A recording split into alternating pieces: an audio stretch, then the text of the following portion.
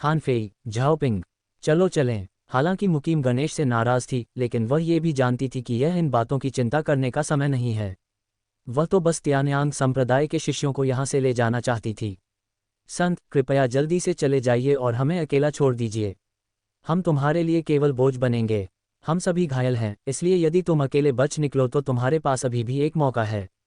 ये देखकर कि मुकीम उन्हें ले जाना चाहता है, त्यान्यांग संप्रदाय के सभी लोग बहुत आभारी थे, लेकिन वे सभी समझते थे कि मुकीम का उनके साथ भागना असंभव होगा। मुकीम के पास अकेले भागने का मौका हो सकता है। वे मुकीम से नफरत नहीं करते थे, उन्होंने यह स्वेच्छा से किया था और वे सभी मुकीम का बहुत सम्मान करते थे। एक संत होने के नाते मैं आपको अकेला कैसे छोड़ सकता हूँ। हालांकि चू बिंगजियान ने यह सुना और दृढ़ता से कहा, अगर उसे भागना होता तो वह गणेश के साथ भागती। शायद उसे पता था कि यह मुश्किल है, फिर भी वह कोशिश करना चाहती थी। पलायन, क्या आप भागने में सफल रहे? जब उद्यम संप्रदाय के पवित्र पुत्र ने यह सुना तो उसने उपहास किया और उद्यम संप्रदाय के प्रतिभाशाली लोगों के साथ उन्हें घेर लिया। इससे कोई फर्क नहीं पड़ता कि गणेश बच निकलता है, यहाँ अभी भी त्यान्यांग संप्रदाय के बहुत सारे शिष्य हैं। हमने तुम्हें पूरा औषधीय उद्यान दे दिया और तुमने हम सबको मारने पर जोर दिया। जब मुकीम ने उद्यम संप्रदाय के पवित्र पुत्र और उसके आदमियों को आते देखा तो उसने गंभीर भाव से कहा, हा, संत चू, आप सही कह रहे हैं। हम राक्षसी मार्ग के अनुयायी हैं। तो क्या हुआ अगर हम सबको मार दिया जाए? येनलुओ संप्रदाय के पवित्र पुत्र ने ठंडी हंसी हंसते हुए कहा, तथाकथित अच्छाई और बुराई एक साथ नहीं रह सकते। पहले तो बस उनकी दुष्ट शक्तियां छिपी हुई थीं और बाहर नहीं आ रही थीं। अब जब वे बाहर आ गई हैं तो स्वाभाविक रूप से उन्हें आसानी से जाने देना असंभव है। हालांकि चून की संत चू बहुत सुंदर हैं, इसलिए मैं आपको जीने का मौका दे सकता हूँ। जब तक आप मेरी स्त्री बनने के लिए सहमत हैं, मैं उन्हें जाने दूंगा, अन्यथा वे सभी मर जाएंगे। उद्यम संप्रदाय के पवित्र पुत्र ने चू बिंगजियान को लालच से देखते हुए ऐसे उपहास किया जैसे कि वह सब कुछ नियंत्रित कर रहा हो। मुकीम न केवल त्यान्यांग संप्रदाय की पवित्र युवती है, बल्कि बेहद खूबसूरत भी है। वह मंगल साम्राज्य की 4 सुंदरियों में से एक है। यही वजह है कि गणेश पहले मुकीम के साथ भागना चाहता था। वह मुकीम को पसंद करता है, लेकिन अपनी जान की तुलना में उसकी जान ज्यादा महत्वपूर्ण है। इसलिए मुकीम भागने को तैयार नहीं था, इसलिए उसने मुकीम को छोड़ दिया। इस समय येनलुओ संप्रदाय के पवित्र पुत्र ने चू बिंगजियान पर अपनी नजरें गड़ा दी हैं। आप शब्द सुनने के बाद चू बिंगजियान का चेहरा बदसूरत हो गया और उसकी छाती फूल गई। जाहिर है वह बहुत गुस्से में थी। ज्यादा दूर मत जाओ, वह संत मेरे त्यान्यांग संप्रदाय की संत हैं। अगर तुम उन्हें छुओगे तो क्या तुम्हें डर नहीं लगेगा कि मेरा त्यान्यांग संप्रदाय तुम्हारे पीछे पड़ जाएगा? त्यान्यांग संप्रदाय के एक शिष्य ने गुस्से से कहा, खातों का निपटान, हा, लगता है आपको अपनी वर्तमान स्थिति का पता नहीं है। अगर मैं अभी तुम्हारे खिलाफ कदम उठाऊं तो कोई मुझे रोकने की हिम्मत नहीं करेगा। बाहरी दुनिया की बात करें तो त्यान्यांग संप्रदाय मेरे लिए कुछ भी नहीं होगा। अगर त्यान्यांग संप्रदाय को इसके बारे में पता भी चल जाए तो भी वे शायद इस संत पुत्र के खिलाफ जवाबी कार्रवाई करने की हिम्मत नहीं करेंगे। जब येनलुओ संप्रदाय के पवित्र पुत्र ने यह सुना तो वह जोर से हंसा और बोला, कितना घमंडी। उन्होंने त्यान्यांग संप्रदाय को बिल्कुल भी गंभीरता से नहीं लिया। उनका उद्यम संप्रदाय और अन्य राक्षसी ताकतें बहुत लंबे समय से छिपी हुई हैं, लेकिन ताकत के मामले में त्यान्यांग संप्रदाय उनका कोई मुकाबला नहीं कर सकता। वह राक्षसी ऊर्जा से भरा हुआ था और अत्यंत शक्तिशाली था। उसकी लालची नज़र बिना किसी छुप के मुकीम पर पड़ी। धिक्कार है, संत तुम्हारी बात कभी नहीं मानेंगे। अगर तुम सचमुच संत को छूना चाहते हो तो हम दोनों मर जाएंगे। त्यान्यांग जोंग और अन्य लोगों ने गुस्से से कहा, तुम लोगों में भी ऐसा करने की योग्यता है? येनलुओ संप्रदाय के पवित्र पुत्र ने उपहास किया और कहा, संत चू, मैं तुम्हें एक आखिरी मौका दे रहा हूँ, वरना मैं खुद को तुम्हारे साथ जबरदस्ती कर दूंगा और तुम्हें चुनने का मौका भी नहीं मिलेगा। वे सब मर जाएंगे, और विरोध करने के बारे में सोचना भी मत। तुम मेरे विरोधी नहीं हो सकते। और आज तो तुम्हारे त्यान्यांग संप्रदाय के पवित्र पुत्र के पास भी भागने के अलावा कोई विकल्प नहीं है। कोई तुम्हें बचा नहीं सकता और कोई तुम्हें बचाने की हिम्मत भी नहीं करता। उद्यम संप्रदाय के पवित्र पुत्र ने ठंडी आवाज में कहा, यह उसकी गलती नहीं है कि वह इतना आश्वस्त है, ये सिर्फ इतना है कि उसकी ताकत बहुत भयानक है। मैं बेकार हूँ। मुकीम की आंखें हल्की लाल थीं। उसे इस स्थिति में होने की उम्मीद नहीं थी। संत, इसमें दोषी महसूस करने की कोई बात नहीं है। हम ही बेकार और बहुत कमज़ोर हैं। लेकिन अगर हम उनका मुकाबला नहीं भी कर पाते तो भी हम घुटनों के बल मरने की बजाय खड़े खड़े जीना पसंद करेंगे। सभी ने गुस्से में कहा कि वे नहीं चाहते थे कि चू बिंगजियान को अपमानित किया जाए। मैं आपसे वादा कर सकता हूँ, लेकिन आपको उन्हें जाने देने का वादा करना होगा। मुकीम ने प्रत्येक शब्द स्पष्ट रूप से बोला, येनलुओ संप्रदाय के पवित्र पुत्र को गंभीर भाव से घूरते हुए। हाँ, लगता है संत चू काफ़ी समझदार हैं। चिंता मत करो, जब तक तुम मुझसे वादा करोगी मैं स्वाभाविक रूप से उन्हें जाने दूंगा। जब यिनलुओ संप्रदाय के पवित्र पुत्र ने ये सुना तो वह उपहास करने लगा। उसके लिए इससे कोई फर्क नहीं पड़ता था कि उसने उन्हें मारा या नहीं। वे तो बस कूड़ा कचरा थे और कभी भी मारे जा सकते थे। लेकिन मुकीम एक दुर्लभ सुंदरता है, इसलिए वह स्वाभाविक रूप से अधीर है। नहीं संत, हम नहीं जा रहे हैं। चलो उनसे लड़ें। जब सबने ये सुना तो वे चिल्ला उठे और उसे रोकने की कोशिश की। मैं अभी भी एक संत हूँ, तुम्हें मेरी बात माननी होगी और यह स्थान छोड़ देना होगा। मुकीम की आंखें लाल थीं, लेकिन उसके सुंदर चेहरे पर दृढ़ संकल्प झलक रहा था।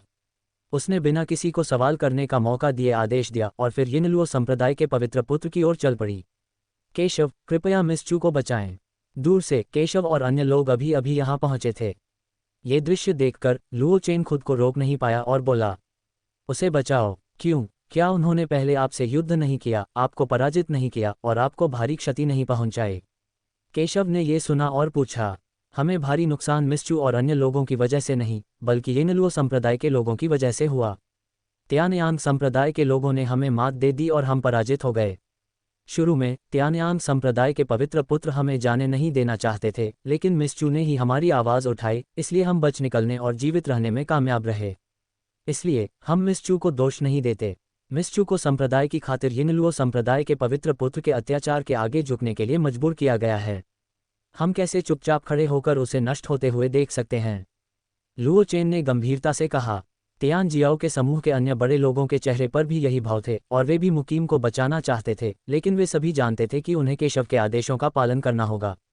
अगर केशव उन्हें बचाने के लिए तैयार नहीं होता तो वे कुछ नहीं कर सकते थे। तीसरी राजकुमारी जोया और अन्य लोगों ने भी केशव को देखा। महिला होने के नाते वे सभी मिस्चू की धार्मिकता और संप्रदाय के अनुयायियों के लिए खुद को बलिदान करने की उनकी इच्छा से प्रभावित हुईं। वे उद्यम संप्रदाय के पवित्र पुत्र द्वारा दूसरों पर इस तरह दबाव डालना भी बर्दाश्त नहीं कर सकते थे। केशव ये सुनकर हंसा, जैसा कि मेरे महान जिया शिष्य से अपेक्षित था, तुम सही हो। मैं, केशव, ऐसे धर्मी व्यक्ति की मदद किए बिना उसे मरते हुए कैसे देख सकता हूँ? यद्यपि वह एक अच्छा व्यक्ति नहीं है, फिर भी जब न्याय की बात आती है तो वह अपना निर्णय स्वयं ही लेगा। बेशक वह चुपचाप बैठकर देखता नहीं रह सकता था। वह इस तरह की स्थिति को बिल्कुल बर्दाश्त नहीं कर सकता था और उसे यिनलुओ संप्रदाय का पवित्र पुत्र बिल्कुल पसंद नहीं था। चाहे वजह कुछ भी हो, वह कार्रवाई जरूर करेगा। कार्रवाई न करने की वजह बस सबका रवैया देखना था। भीड़ ने उन्हें निराश नहीं किया। तथाकथित सही मार्ग है स्पष्ट विवेक रखना। केशव की बातें सुनकर सभी भावुक हो गए। वह सचमुच केशव ही था। सब समझ गए कि शायद इसीलिए केशव ने सबको कायल कर लिया था। केशव के शब्दों से सभी ने राहत की सांस ली। शायद यिनलु संप्रदाय का पवित्र पुत्र सरल नहीं है, लेकिन जब तक केशव उसे बचाने के लिए तैयार है, चू बिंगक्सियन स्वाभाविक रूप से जीवित रहेगा। इस समय मुकीम धीरे धीरे यिनलुओ संप्रदाय के पवित्र पुत्र के पास पहुंच रहा था। यिनलुओ संप्रदाय के पवित्र पुत्र के चेहरे पर एक लालची मुस्कान थी और वह उस सुंदरी को अपनी बाहों में लेने ही वाला था। जब वह उद्यम संप्रदाय के पवित्र पुत्र से लगभग 3 फीट दूर था, चू बिंगजियान अचानक अपने हाथ में एक लंबी तलवार लेकर बाहर निकल आया। तलवार की तेज धार बिजली की गति से आकाश में फैलकर यिनलु संप्रदाय के पवित्र पुत्र की गर्दन की ओर बढ़ी। मुकीम को विश्वास नहीं था कि यिनलुओ संप्रदाय का पवित्र पुत्र सचमुच त्यानयांग संप्रदाय और अन्य लोगों को रिहा कर देगा, इसलिए उसने जोखिम उठाया और सबसे बड़े खतरे यिनलुओ संप्रदाय के पवित्र पुत्र की हत्या करने की तैयारी कर ली। शायद उन्हें बचने का मौका मिल जाए। झंझनाहट, लंबी तलवार यिनलुओ संप्रदाय के पवित्र पुत्र की गर्दन पर बिजली की तरह गिरी, लेकिन खून के छींटे पड़ने का कल्पित दृश्य नहीं हुआ। इसके बजाय धातु के टकराने की आवाज आई, मानो धातु से टकराए हो, और चारों ओर चिंगारियां उड़ गईं। यिनलुओ संप्रदाय के पवित्र पुत्र का चेहरा उदास हो गया। उसे उम्मीद नहीं थी कि मुकीम उस पर हमला करेगा। तुम मौत को दावत दे रहे हो। तुमने वास्तव में इस संत पुत्र के विरुद्ध षड्यंत्र रचने का साहस किया है। लेकिन ये संत पुत्र ऐसा व्यक्ति नहीं है जिससे तुम आसानी से निपट सको। प्राचीन युद्धभूमि में कोई भी इस संत पुत्र को जरा भी चोट नहीं पहुंचा सका है। उद्यम संप्रदाय के पवित्र पुत्र ने चू बिंगजियान की तलवार पकड़ ली और उसे हिलने में असमर्थ बना दिया। उसके शब्द अहंकारपूर्ण नहीं थे, बल्कि उसकी अपनी शक्ति पर विश्वास दर्शाते थे। इस संत पुत्र ने तुम्हें एक मौका दिया था, लेकिन तुम इसे नहीं चाहते थे। इसलिए इस संत पुत्र को तुम्हें मजबूर करने के लिए दोष मत दो। उद्यम संप्रदाय के पवित्र पुत्र ने ठंडी आवाज में कहा, अपनी शक्तिशाली ताकत में बिना किसी आरक्षण के राक्षसी ऊर्जा के साथ, बेहद भयानक, और फिर वह सीधे चू बिंगजियान की ओर बढ़ गया। गति इतनी तेज थी कि मुकीम के पास विरोध करने का कोई रास्ता नहीं था और वह उसके हाथों में फंस गया। मुकीम खंडन करना चाहती थी, लेकिन वह बिल्कुल भी हिल नहीं पा रही थी। उसका चेहरा बहुत बदसूरत था। उसे अपने और दूसरे पक्ष के बीच बहुत बड़ा अंतर महसूस हो रहा था। वह बहुत ताकतवर था। मुकीम ने निराशा में अपनी आंखें बंद कर लीं, उसे डर था कि वह आज बच नहीं पाएगी। संत, नहीं। ये देखकर कि संत लड़की उद्यम संप्रदाय के संत पुत्र के चंगुल में पड़ने वाली थी, उद्यम संप्रदाय में हर कोई जल्दी से बोला और उसे बचाना चाहता था, लेकिन बहुत देर हो चुकी थी। कोई भी तुम्हें चोट नहीं पहुंचा सकता। मुझे नहीं पता कि इस संत पुत्र में योग्यताएं हैं या नहीं। इस समय एक ठंडी आवाज़ शांति से सुनाई दी। तुम खुद को क्या समझते हो? ये शब्द सुनकर यिनलुओ संप्रदाय के पवित्र पुत्र तिरस्कार से खंडन करने ही वाले थे। उन्हें नहीं पता था कि वह कौन है, लेकिन उन्हें उम्मीद नहीं थी कि कोई उनके मामलों में दखल देने की हिम्मत करेगा, लेकिन उन्होंने इसे गंभीरता से नहीं लिया। हालांकि अगले ही पल ऐसा लगा जैसे उसने कुछ सोचा हो। उसका चेहरा पूरी तरह बदल गया और उसके शब्द अचानक बंद हो गए। पता, ये शब्द किसी और ने नहीं बल्कि केशव ने कहे थे, जिससे बदला लेने के लिए वह बेताब था। हालांकि अपनी वर्तमान ताकत पर पूरा भरोसा होने के बावजूद उसे यह स्वीकार करना पड़ा कि केशव की ताकत इतनी कम नहीं थी। वह उसका सामना नहीं करना चाहता था, लेकिन उसे उम्मीद भी नहीं थी कि केशव यहाँ प्रकट होगा। काटना। केशव ने यिनलुओ संप्रदाय के पवित्र पुत्र के आघात की परवाह नहीं की और सीधे अपनी तलवार से वार किया। ये केशव की ओर से एक आकस्मिक तलवार का प्रहार था, लेकिन ये तलवार बहुत तेज थी और इसने यिनलुओ संप्रदाय के पवित्र पुत्र को मार डाला। इससे पहले कि उद्यम संप्रदाय का पवित्र पुत्र प्रतिक्रिया कर पाता, उसका शरीर, जिसने पहले चुबिंगजियान के हमले को आसानी से झेल लिया था, सीधे केशव की तलवार से कट गया। उद्यम संप्रदाय के पवित्र पुत्र ने दर्द से चीखकर चुबिंगजियान को दूर फेंक दिया, लेकिन जमीन पर गिरने से पहले ही वह एक संदूक में गिर गई। क्या चल रहा है? मुकीम ने चौंककर आंखें खोलीं। उसने सोचा था कि आज वो इस विपत्ति से बच नहीं पाएगी, लेकिन उसे उम्मीद नहीं थी कि उसे बचा लिया जाएगा। कौन है भाई? गणेश। वो तो हो ही नहीं सकता। आखिरकार उसने गणेश को अपनी आंखों से भागते देखा था। क्या ये मंगल साम्राज्य की कोई और बड़ी प्रतिभा हो सकती है? लेकिन जब उसने अपनी आंखें खोलीं तो उसने देखा कि उसे गले लगाने वाला व्यक्ति एक अजीब लड़का था। उसे नहीं लगता कि वह उसे जानती है। तुम ठीक हो? केशव ने मुकीम को बचाया, फिर उसे जमीन पर रख दिया और जमीन में गिर गया। संत, तुम ठीक हो? त्यानयांग संप्रदाय के सभी लोग भी हैरान थे। उन्हें उम्मीद नहीं थी कि एक अनजान युवक उनके संत को बचाएगा। ये कौन है? इसने उद्यम संप्रदाय के पवित्र पुत्र को, जिसका गणेश भी कुछ नहीं कर सका था, पीछे धकेल दिया। सब हैरान थे। अगले ही पल उन्होंने केशव के आसपास कई बड़े जियाजियाओं को भी देखा। क्या ये वे हैं? क्या ये हो सकता है कि वे महान जियाजियाओं के पवित्र पुत्र थे जिन्हें पहले पीछे हटने के लिए मजबूर किया गया था? हर कोई उत्सुक था और केशव के बारे में कई अटकलें लगा रहा था। लेकिन जो भी हो, वे सभी केशव के बहुत आभारी थे। केशव ने पुरानी शिकायतों की परवाह किए बिना संत को बचाया था और उन्हें उम्मीद नहीं थी कि केशव की ताकत इतनी भयानक होगी।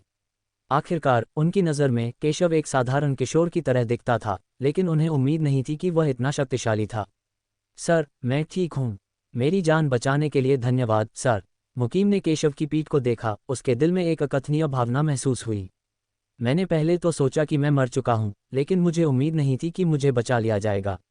वह इस बात से बहुत प्रभावित हुई कि केशव ने उसे शक्तिशाली यिनलुओ संप्रदाय के संत पुत्र से बचाया।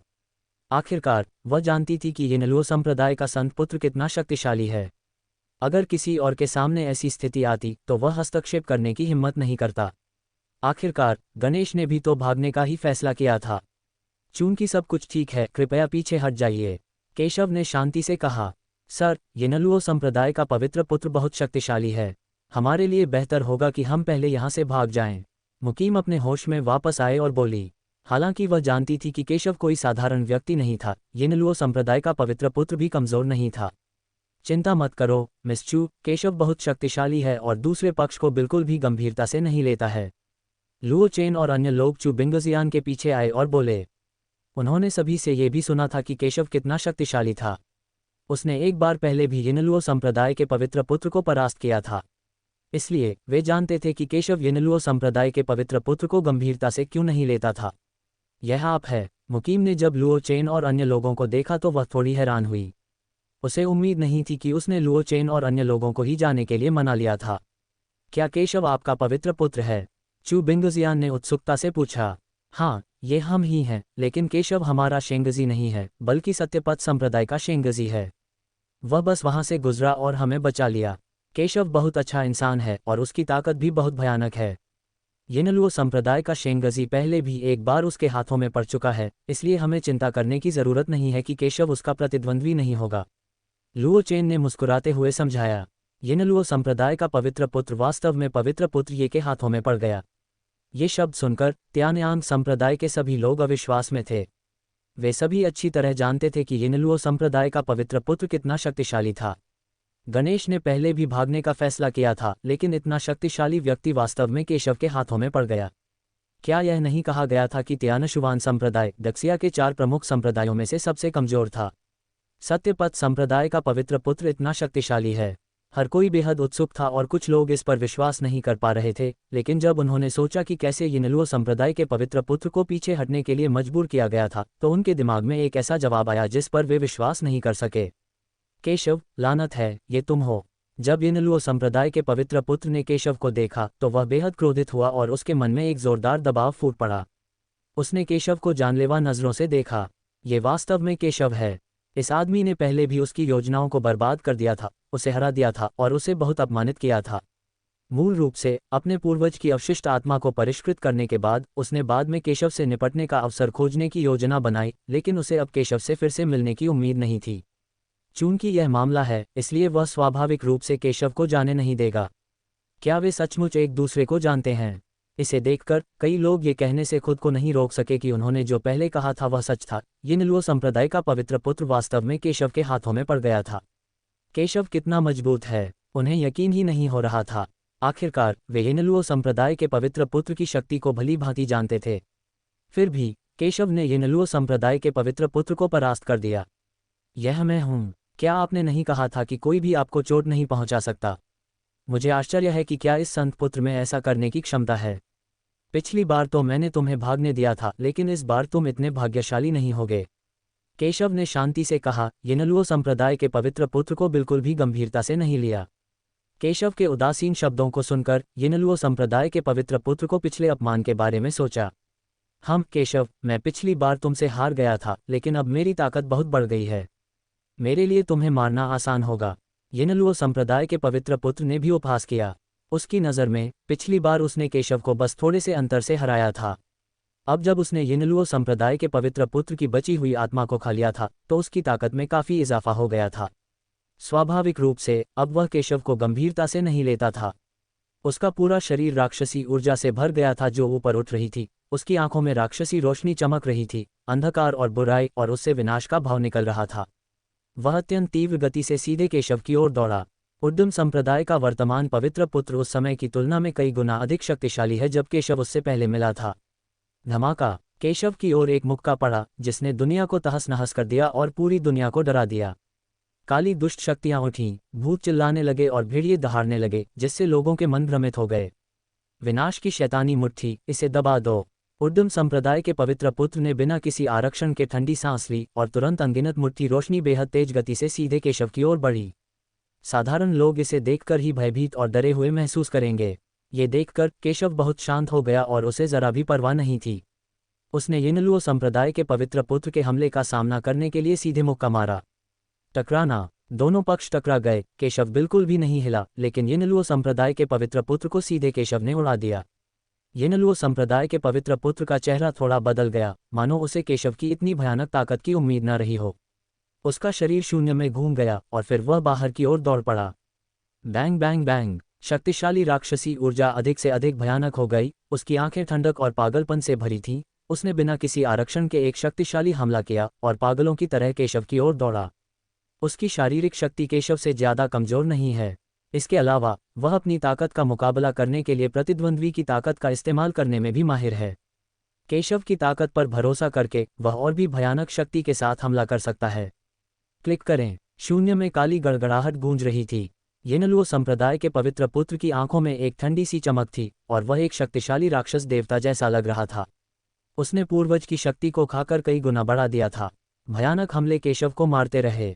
प्रतिद्वंद्वी की ताकत का इस्तेमाल जवाबी हमले के लिए करें। दिलचस्प! सुराग देखकर केशव को अजीब लगा, लेकिन उसने परवाह नहीं की। अगले ही पल आकाश को निगलने वाले 10,000 तारे सीधे फट पड़े और एक पल में शून्य में मौजूद अनंत राक्षसी ऊर्जा, गंकी और रक्त ऊर्जा सब कुछ उसने निगल लिया और एक पल में ऐसा लगा जैसे एक शून्य अवस्था बन गई हो। येनलुओ संप्रदाय के पवित्र पुत्र का चेहरा एकदम बदल गया। उसने कभी सोचा भी नहीं था कि केशव के पास ऐसा तरीका होगा। उसकी शक्ति तुरंत कमजोर हो गई। केशव को फिर से मुक्का मारा गया। इसने तुरंत उद्यम संप्रदाय के पवित्र पुत्र की पीठ पर प्रहार किया, उसे एक मुक्के से बेहोश कर दिया, उसे जमीन पर पटक दिया और दूरी पर पहाड़ों को तोड़ दिया। उद्यम संप्रदाय का पवित्र पुत्र, जो पहले बेहद घमंडी और शक्तिशाली था, जब उसकी मुलाकात केशव से हुई तो वह तुरंत नुकसान में आ गया। येनलुओ संप्रदाय के संत के चेहरे पर बेहद गंभीर भाव थे। धिक्कार है, मुझे उम्मीद नहीं थी कि मैंने तुम्हें कमा का होगा। तुम उन बाकी हारे हुए लोगों से ज्यादा मजबूत और जटिल हो। फिर भी तुम्हें आज मरना ही होगा।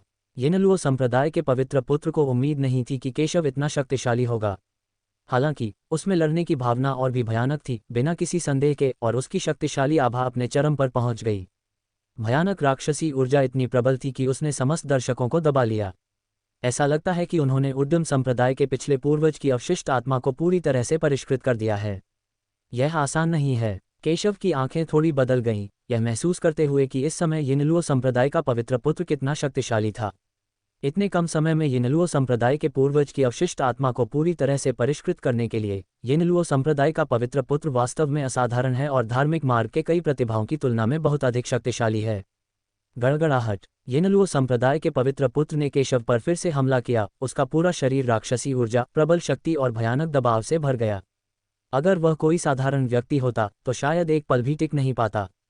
हालांकि उसका प्रतिद्वंद्वी केशव था और उसका केशव पर कोई प्रभाव नहीं पड़ा। येनलुओ संप्रदाय का पवित्र पुत्र बहुत शक्तिशाली है। क्या पवित्र पुत्र ये को कुछ होगा? मुकीम और अन्य लोग थोड़े चिंतित थे। हालांकि केशव काफी शक्तिशाली था, लेकिन येनलुओ संप्रदाय के पवित्र पुत्र ने बहुत ही भयानक शक्ति दिखाई, जो सामान्य लोगों से कहीं अधिक थी।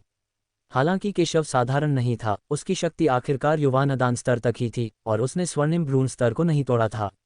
वे पहले से ही बहुत दूर थे और सभी भयभीत थे। चिंता मत करो, पवित्र पुत्र पराजित नहीं होगा। हम पुत्र पर विश्वास करते हैं। जोया, फॉन किंगजू और अन्य लोगों ने बात की और कहा कि उन्हें केशव पर पूरा भरोसा है। हालांकि तीसरी राजकुमारी कुछ नहीं बोली, लेकिन उसकी आंखें केशव पर विश्वास से भरी थीं। मुकीम थोड़ा हैरान थी। उसे उम्मीद नहीं थी कि केशव सबको इतना विश्वास दिला देगा, और सब लोग केशव का बहुत सम्मान करते थे। लेकिन वह समझ गई कि केशव सभी के सम्मान का हकदार है। मार डालो। इस समय उद्यम संप्रदाय के अन्य प्रतिभाशाली लोगों ने उदास चेहरों के साथ कहा कि उन्हें उम्मीद नहीं थी कि पवित्र पुत्र केशव को कुछ नहीं कर सकते, इसलिए वे केशव को नियंत्रित करने के लिए फॉन किंगजू और अन्य लोगों से निपटना चाहते थे। हालांकि जब उन्होंने उन्हें अपनी हत्या के लिए आते देखा तो फैन किंगजू और अन्य लोगों ने जरा भी डर नहीं दिखाया। उनकी वर्तमान शक्ति में बहुत सुधार हुआ है। हो सकता है कि हर कोई दानव पद की प्रतिभा का विरोधी न हो, लेकिन फैन किंगजू और अन्य लोगों के साथ दानव पद की प्रतिभा के लिए उन्हें हराना या मारना भी असंभव है। निश्चित रूप से दोनों पक्षों के बीच लड़ाई में येनलुओ संप्रदाय के विलक्षण लोगों और अन्य लोगों को न केवल ऊपरी हाथ मिला, बल्कि वास्तव में थोड़ा नुकसान हुआ। मुकीम और अन्य लोग दंग रह गए। पहले उनकी अंतर्निहित धारणा के अनुसार दाजिया की प्रतिभाएं मंगल साम्राज्य की प्रतिभाओं से कहीं कमतर थीं, लेकिन उन्हें उम्मीद नहीं थी कि फॉन किंगजू और अन्य इतने भयानक रूप से शक्तिशाली होंगे। न केवल वह येनलुओ जोंग और अन्य लोगों द्वारा दबा नहीं गया, बल्कि उसने अपने विरोधियों को भी दबा दिया।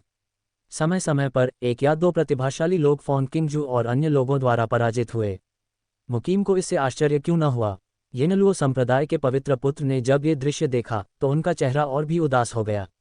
सत्यपथ संप्रदाय के पवित्र पुत्र द्वारा दबाया जाना कितना शर्मनाक था, जिसे उन्होंने गंभीरता से भी नहीं लिया था।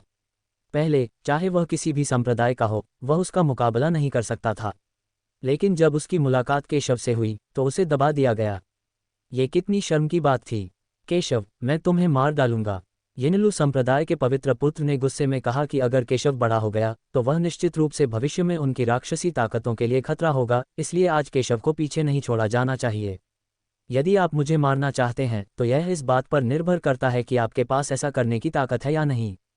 जब केशव ने यह सुना तो उसने तिरस्कार के साथ कहा, येनलुओ संप्रदाय के पवित्र पुत्र को बिल्कुल भी गंभीरता से नहीं लिया। जब येनलुओ संप्रदाय के पवित्र पुत्र ने यह सुना तो उसका चेहरा काला पड़ गया और उसकी राक्षसी ऊर्जा बाहर निकल आई, जिसने पूरी तरह से केशव को घेर लिया। उसके हाथ में एक काला भूत सिर वाला भाला दिखाई दिया। उसकी आंखें ठंडी और गर्व से भरी थीं। ये भूत राजा का भाला है जिसे मैंने अनगिनत प्रतिभाशाली लोगों की हड्डियों से गढ़ा है। ये किसी दिव्य अस्त्र के समान है। केशव, अपना अस्त्र निकालो। शायद तुम एक दो बार प्रतिरोध कर सको, वरना तुम जरूर मर जाओगे। वह जानता था कि केशव कोई साधारण व्यक्ति नहीं था और केशव को मारने के लिए उसने अब और पीछे नहीं हटना चाहा। मुझे तुमसे निपटने के लिए हथियारों की क्या जरूरत है? आप अभी योग्य नहीं हैं। केशव ने ये सुना लेकिन बिना किसी परवाह के कहा, लानत है केशव, तुम बहुत घमंडी हो, मैं तुम्हें मार डालूंगा। केशव के शब्द सुनकर यिनलुओ संप्रदाय के पवित्र पुत्र क्रोधित हो गए और अपनी प्रबल शक्ति से बिना किसी हिचकिचाहट के सीधे बाहर निकल आए। पल भर में अनगिनत काले अजेय भाले सीधे निकले, आकाश और धरती को चीरते हुए एक लंबे अजगर की तरह अत्यंत तीव्र गति से केशव की ओर दौड़े। केशव को जरा भी परवाह नहीं थी। उसने लापरवाही से अपनी तलवार घुमाई और सीधे यिनलुओ संप्रदाय के पवित्र पुत्र पर वार कर दिया। दोनों ताकतें टकराती हैं। एक क्षण में आकाश और पृथ्वी ने अपना रंग खो दिया और आसपास का आकाश और पृथ्वी सीधे फट गए, जिससे सब कुछ नष्ट हो गया। भयानक शक्ति सभी दिशाओं में भड़क उठी, जिससे एक भयानक तूफान उत्पन्न हुआ जो सभी दिशाओं में फैल गया। घृणास्पद, रास्ते से अलग हटें, वे बहुत शक्तिशाली हैं। उद्यम संप्रदाय के कई प्रतिभाशाली लोगों ने अपनी अभिव्यक्ति में भारी परिवर्तन कर दिया, यहाँ तक कि कोई कार्रवाई करने की भी जहमत नहीं उठाई और डर के मारे जल्दी से भाग निकले। ये शक्ति बहुत भयानक है। केशव की टीम को इसका अंदाजा था। एक रक्षात्मक दीवार तुरंत उनके सामने खड़ी हो गई, उनकी रक्षा करने लगी। केशव ने उनके लिए यही संरचना बनाई थी। आखिरकार वह जानता था कि यिनलुओ संप्रदाय के पवित्र पुत्र से लड़ते समय ये शक्ति बहुत भयानक होगी। उसे डर था कि वह उनकी रक्षा नहीं कर पाएगा, इसलिए उसने किसी भी स्थिति से निपटने के लिए ये संरचना बनाई थी। धमाका, उद्यम संप्रदाय के पवित्र पुत्र और केशव एक ही समय में पीछे हट गए। यिनलुओ संप्रदाय के पवित्र पुत्र का चेहरा उदास था। उसे उम्मीद नहीं थी कि वह अब भी केशव को दबा नहीं पाएगा। उसकी ताकत फिर से फूट पड़ी और उसने केशव पर फिर से हमला कर दिया। तुम अभी स्वर्ण भ्रूण क्षेत्र तक भी नहीं पहुंचे हो, लेकिन तुम्हारी ताकत मुझसे कम नहीं है, जिसके पास कई तुरुप के पत्ते हैं। केशव, तुम सचमुच सरल नहीं हो। तुम्हारे पास जरूर कई राज होंगे। यिनलुओ संप्रदाय के पवित्र पुत्र ने भयावह आवाज में कहा। उसकी शक्ति पहले से ही महान जिया राक्षसी पथ में सबसे शक्तिशाली थी और उसने यिनलु संप्रदाय के पूर्वज को भी परिष्कृत कर लिया था। मूल रूप से उसने सोचा था कि अगर वह केशव से फिर से मिला तो वह निश्चित रूप से केशव से छुटकारा पा सकेगा और उसका बदला ले सकेगा। लेकिन उसने यह उम्मीद नहीं की थी कि वह अभी भी केशव को दबा नहीं सकता। केशव की ताकत गोल्डन एम्ब्रियो के स्तर तक भी नहीं पहुंची है, लेकिन वो उससे बिल्कुल भी कम नहीं है। उसे झटका कैसे न लगे, इसलिए जब तक वह केशव को मार देता है वह केशव का रहस्य प्राप्त कर सकता है। ये सोचते ही उसकी शक्तिशाली मारक चाल पुनः फूट पड़ी। यिनलुओ संप्रदाय के पवित्र पुत्र से जैसी उम्मीद थी, वह काफी शक्तिशाली था। उसने अपने हाथ में भाला घुमाया और काली रोशनी का एक गोला फूट पड़ा, जो राक्षसों के एक समूह में बदल गया और अपने नुकीले दांतों और पंजों से केशव पर झपटा। ऐसा लग रहा था कि ये क्रूर दुष्ट भूत पाताल लोक से आ रहे हैं, इतने डरावने। काटना, ये देखकर केशव जरा भी नहीं डरा। उसने अपनी तलवार निकाली और फिर से हमला कर दिया। यिनलु संप्रदाय के पवित्र पुत्र की हत्या की चाल एक बार फिर केशव की तलवार से नष्ट हो गई और यह उल्लेख करने लायक नहीं था। यिनलुओ संप्रदाय के पवित्र पुत्र का चेहरा बेहद बदसूरत हो गया था। चाहे उसने कितने भी तुरुप के पत्ते और घातक चालें चली हों, ऐसा लग रहा था कि वह केशव का कुछ नहीं बिगाड़ सकता। ये कैसा राक्षस था? धमाका, वह अब और रुकना नहीं चाहता था। धमाका, इस समय उसके पीछे एक विशाल भूत का चेहरा दिखाई दिया। हरे चेहरे और नुकीले दांतों के साथ उसकी आंखें चमकती हुई मशालों की तरह थीं, जो लाल रोशनी उत्सर्जित करती थीं, जो दो तेज ब्लेड की तरह निकलती थीं, शून्य में पड़ी हुई। इस भूतिया चेहरे के ऊपर एक मुकुट है, ठीक उसी तरह जैसे नरक का राजा जो पाताल लोक पर शासन करता है। विशेष शारीरिक संरचना, भूत मुख वाले यानलुओं पर भूत सवार है। उद्यम संप्रदाय के पवित्र पुत्र ने उदास होकर कहा। उसकी आंखें अचानक क्रूर हो गईं और भूत चेहरे वाला यम अचानक सिकुड़ गया और उसके चेहरे से चिपक गया। उसका शरीर भी लगातार लंबा होता गया। 1.8 मीटर की ऊंचाई से यह अचानक 10 मीटर से भी ज्यादा बढ़ गया। उसके पूरे शरीर की मांसपेशियां भयानक थीं, शीशे के टुकड़ों की तरह उभरी हुई, और उसकी बाहों की नीली नसें मानो ड्रैगन चक्कर लगा रहे हों। सभी 10 अंगुलियों के नाखून बेतहाशा बढ़ गए। प्रत्येक कील एक तेज तलवार की तरह है, जो एक डरावनी ठंडी रोशनी से चमक रही है। सब हैरान थे। यिनलुओ संप्रदाय का असली पवित्र पुत्र पहले से ही काफी शक्तिशाली था, लेकिन किसी को उम्मीद नहीं थी कि यिनलुओ संप्रदाय के पवित्र पुत्र के पास और भी चालें और तुरुप के पत्ते होंगे। कोई आश्चर्य नहीं कि गणेश ने भागने का फैसला किया। यिनलुओ संप्रदाय के पवित्र पुत्र द्वारा यम प्रेत शरीर धारण करने के बाद उसका भौतिक शरीर एक भयानक अवस्था में पहुंच जाएगा। इसके अलावा यम प्रेत शरीर की अवस्था में उसका शरीर उसके वास्तविक शरीर और यम प्रेत शरीर के बीच स्विच कर सकता है। जब भी उस पर कोई शक्तिशाली हमला होगा, वह यम प्रेत शरीर धारण कर लेगा और कोई भी हमला बेअसर हो जाएगा। येनलुओ संप्रदाय के पवित्र पुत्र ने केशव को तिरस्कार भरी नजरों से देखा। केशव से निपटने के लिए उसने अपना सबसे मजबूत तुरुप का पत्ता इस्तेमाल करने में जरा भी संकोच नहीं किया। आज केशव को मार दिया जाना चाहिए। केशव, मर जाओ। एक और गोली चलाई गई जो सीधे शून्य को भेदती हुई पहले से कई गुना अधिक भयावह। यान लुओ भूत शरीर, दिलचस्प है, लेकिन आप मुझे मारने के योग्य नहीं हैं। हालांकि जब केशव ने यह देखा तो वह शांत रहा। येनलुओ संप्रदाय का पवित्र पुत्र चाहे कितना भी शक्तिशाली क्यों न हो, उसने इसे गंभीरता से नहीं लिया। केशव की बातें सुनकर येनलुओ संप्रदाय के पवित्र पुत्र का चेहरा उतर गया। केशव ने उसे गंभीरता से नहीं लिया। भाड़ में जाओ, वह अत्यंत मजबूत और शक्तिशाली है, उसका निशाना भयानक है और उसकी गति अत्यंत तेज है। केशव ने बिल्कुल भी हार नहीं मानी और सीधे तलवार से वार किया। केशव को अपने हमले का विरोध करते देख येनलुओ संप्रदाय के पवित्र पुत्र ने उपहास किया। केशव ने सचमुच उसे गंभीरता से नहीं लिया। इस समय उसकी ताकत बेहद भयानक है। क्या केशव भी उससे मुकाबला करना चाहता है? इससे पहले कि वह ज्यादा देर तक खुश रह पाता, केशव की तलवार उसके सामने आ गिरी, जिससे उसका चेहरा एकदम बदल गया। हालांकि वह एक साधारण तलवार थी, लेकिन उसकी ताकत बेहद डरावनी थी। दोनों सेनाएं आपस में टकरा गईं और उसे ऐसा लगा जैसे वह किसी विशाल चट्टान से टकरा गया हो और वह प्रतिद्वंद्वी के हमले को तोड़ पाने में असमर्थ था। इसके बजाय अगले ही पल केशव की तलवार ने उसके वार को सीधे काट दिया। यहाँ तक कि जब उसने अपना यमभूत शरीर प्रकट किया तब भी उसका हमला केशव को कुछ नहीं कर सका। क्या उसने सचमुच अपने प्रतिद्वंद्वी को दबा दिया? केशव बहुत भयानक है। मुकीम और अन्य लोग दंग रह गए। उन्होंने कभी सोचा भी नहीं था कि केशव इतना शक्तिशाली है। येनलुओ संप्रदाय का पवित्र पुत्र लगभग अजेय था, फिर भी वह केशव द्वारा दबा हुआ था। येनलुओ संप्रदाय के पवित्र पुत्र के चेहरे पर भी बेहद भद्दा भाव था। उसने केशव के इतने शक्तिशाली होने की उम्मीद नहीं की थी। उसने शुरू में सोचा था कि उसने केशव की ताकत को बार बार पहचाना है, लेकिन उसने यह नहीं सोचा था कि केशव उससे भी ज्यादा ताकत के साथ फूट पड़ेगा, उसकी कल्पना से भी परे। सौभाग्य से उसके यमभूत शरीर की रक्षात्मक शक्ति भयानक थी और केशव उसे बिल्कुल भी चोट नहीं पहुंचा सका। उसने केशव पर व्यंग्य किया, केशव, तुम वास्तव में सरल नहीं हो, लेकिन अगर मैं वहां खड़ा रहूं और तुम्हें हमला करने दूं, तो भी तुम मुझे बिल्कुल भी नुकसान नहीं पहुंचा सकते, तुम निश्चित रूप से मर जाओगे। उसे अपने यमप्रेत शरीर पर पूरा भरोसा है। जब तक केशव उसके यमप्रेत शरीर को तोड़ नहीं पाता, वह जय रहेगा। केशव का राज्य बहुत कमजोर है और उसके लिए लगातार शक्तिशाली मारक चालें चलाना नामुमकिन है। जब तक केशव थक जाएगा, वही उसकी जीत होगी। जब केशव ने यह सुना तो उसके होठों पर व्यंग्य का एक संकेत दिखाई दिया, क्या मैं तुम्हें बिल्कुल भी चोट नहीं पहुंचा सकता? तुम्हें अपनी काया पर बहुत ज्यादा भरोसा है। मेरे लिए इसे तोड़ना आसान होगा। केशव ने तिरस्कार के साथ कहा। येनलुओ संप्रदाय के पवित्र पुत्र के यमभूत शरीर को बिल्कुल भी गंभीरता से नहीं लिया। यद्यपि यम का भूत शरीर वास्तव में सरल नहीं है, फिर भी यह कहना हास्यास्पद है कि उसे बिल्कुल भी चोट नहीं पहुंचाई जा सकती। केशव ने अपने हाथ फैलाए और लंबी तलवार सघन हो गई। पल भर में तलवार की भयानक ऊर्जा ने आकाश और धरती को घेर लिया। अगले ही पल अनगिनत तलवारों की किरणें आकाश को ढंककर उद्दम संप्रदाय के पवित्र पुत्र की ओर बढ़ीं। जब उद्दम संप्रदाय के पवित्र पुत्र ने महसूस किया कि केशव ने इतनी सारी तलवारें छोड़ी हैं, तो उसका चेहरा एक पल के लिए थोड़ा घबरा गया, लेकिन उसने फिर भी डटा रहा, यह विश्वास करते हुए कि केशव उसकी रक्षा को नहीं तोड़ सकता। धमाका! अनगिनत तलवारों ने सीधे उद्दम संप्रदाय के पवित्र पुत्र के सामने हत्या कर दी। लेकिन उसने अनगिनत तलवारों को उद्दम संप्रदाय के पवित्र पुत्र के शरीर पर बमबारी करते देखा, लेकिन उसे बिल्कुल भी चोट नहीं पहुंचा सका। ये दृश्य देखकर कई लोग अपनी निगाहें बदलने और अचंभित होने से खुद को नहीं रोक सके। ऐसा लगता है कि मैं उसे बिल्कुल भी चोट नहीं पहुंचा सकता। अरे, यह आदमी बहुत ताकतवर है। आखिर केशव उसे कैसे हरा सकते हैं? हर किसी ने येनलुओ संप्रदाय के पवित्र पुत्र के आतंक को महसूस किया और यह यमभूत शरीर भी सरल नहीं था। केशव, हार मान लो, तुम मेरे यमभूत शरीर को तोड़ नहीं सकते, येनलुओ संप्रदाय के पवित्र पुत्र ने आत्मविश्वास से कहा। हाँ, जब केशव ने यह सुना तो उसने व्यंग्य करते हुए कहा। अगले ही पल अनगिनत तलवारें एक में विलीन हो गईं और तलवारों की शक्ति तेजी से बढ़ गई।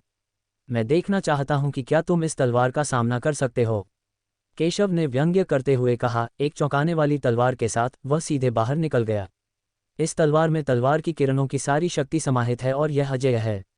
यद्यपि उद्दम संप्रदाय के पवित्र पुत्र को मूल रूप से अपनी रक्षा पर भरोसा था, लेकिन जब उसने इस तलवार को देखा तो उसका चेहरा काफी बदल गया और उसे खतरा महसूस हुआ।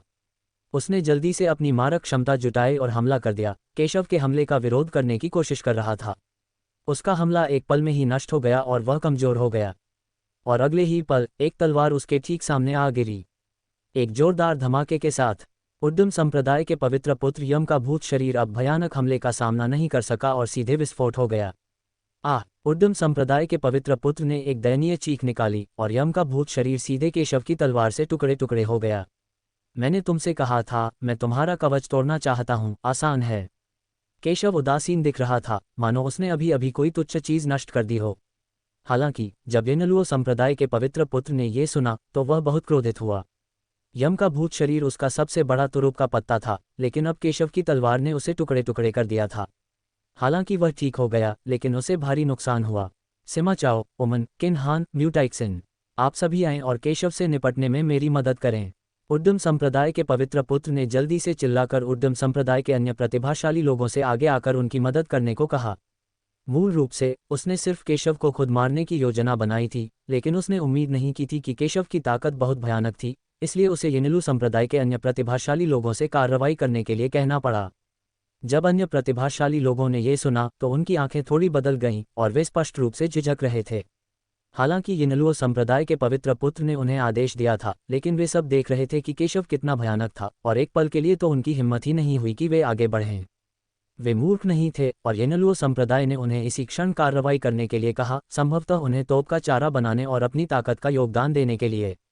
तुम्हारा मारक अभी भी मेरे हाथ में है। अगर तुम कोई कदम नहीं उठाओगे तो क्या तुम मरना चाहोगे? उद्यम संप्रदाय के पवित्र पुत्र ने उनकी हिचकिचाहट देखी और ठंडे स्वर में चिल्लाकर उन्हें धमकी दी। येनिलुओ संप्रदाय के पवित्र पुत्र के शब्दों को सुनने के बाद कई लोगों के चेहरे बदसूरत हो गए। हम केवल आगे बढ़ सकते हैं। पवित्र पुत्र, हम कार्रवाई क्यों नहीं कर सकते? हम तुम्हारे साथ हमला करेंगे। हालांकि यह आदमी सरल नहीं है, लेकिन अगर हम साथ मिलकर काम करें तो हम उसे निश्चित रूप से मार सकते हैं।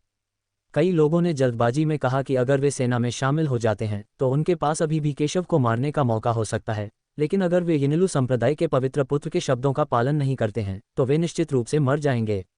ये सुनकर उद्यम संप्रदाय के पवित्र पुत्र ने राहत की सांस ली और ठंडे गुस्से से केशव को देखा। केशव, आप सरल नहीं हैं, लेकिन मुझे विश्वास नहीं है कि आप मेरे उद्यम संप्रदाय के कई महान प्रतिभाशाली लोगों के साथ प्रतिस्पर्धा कर सकते हैं। वह बेशर्म है, ये जानते हुए भी कि केशव बहुत ताकतवर है, वह संख्या बल का लाभ उठाना चाहता है।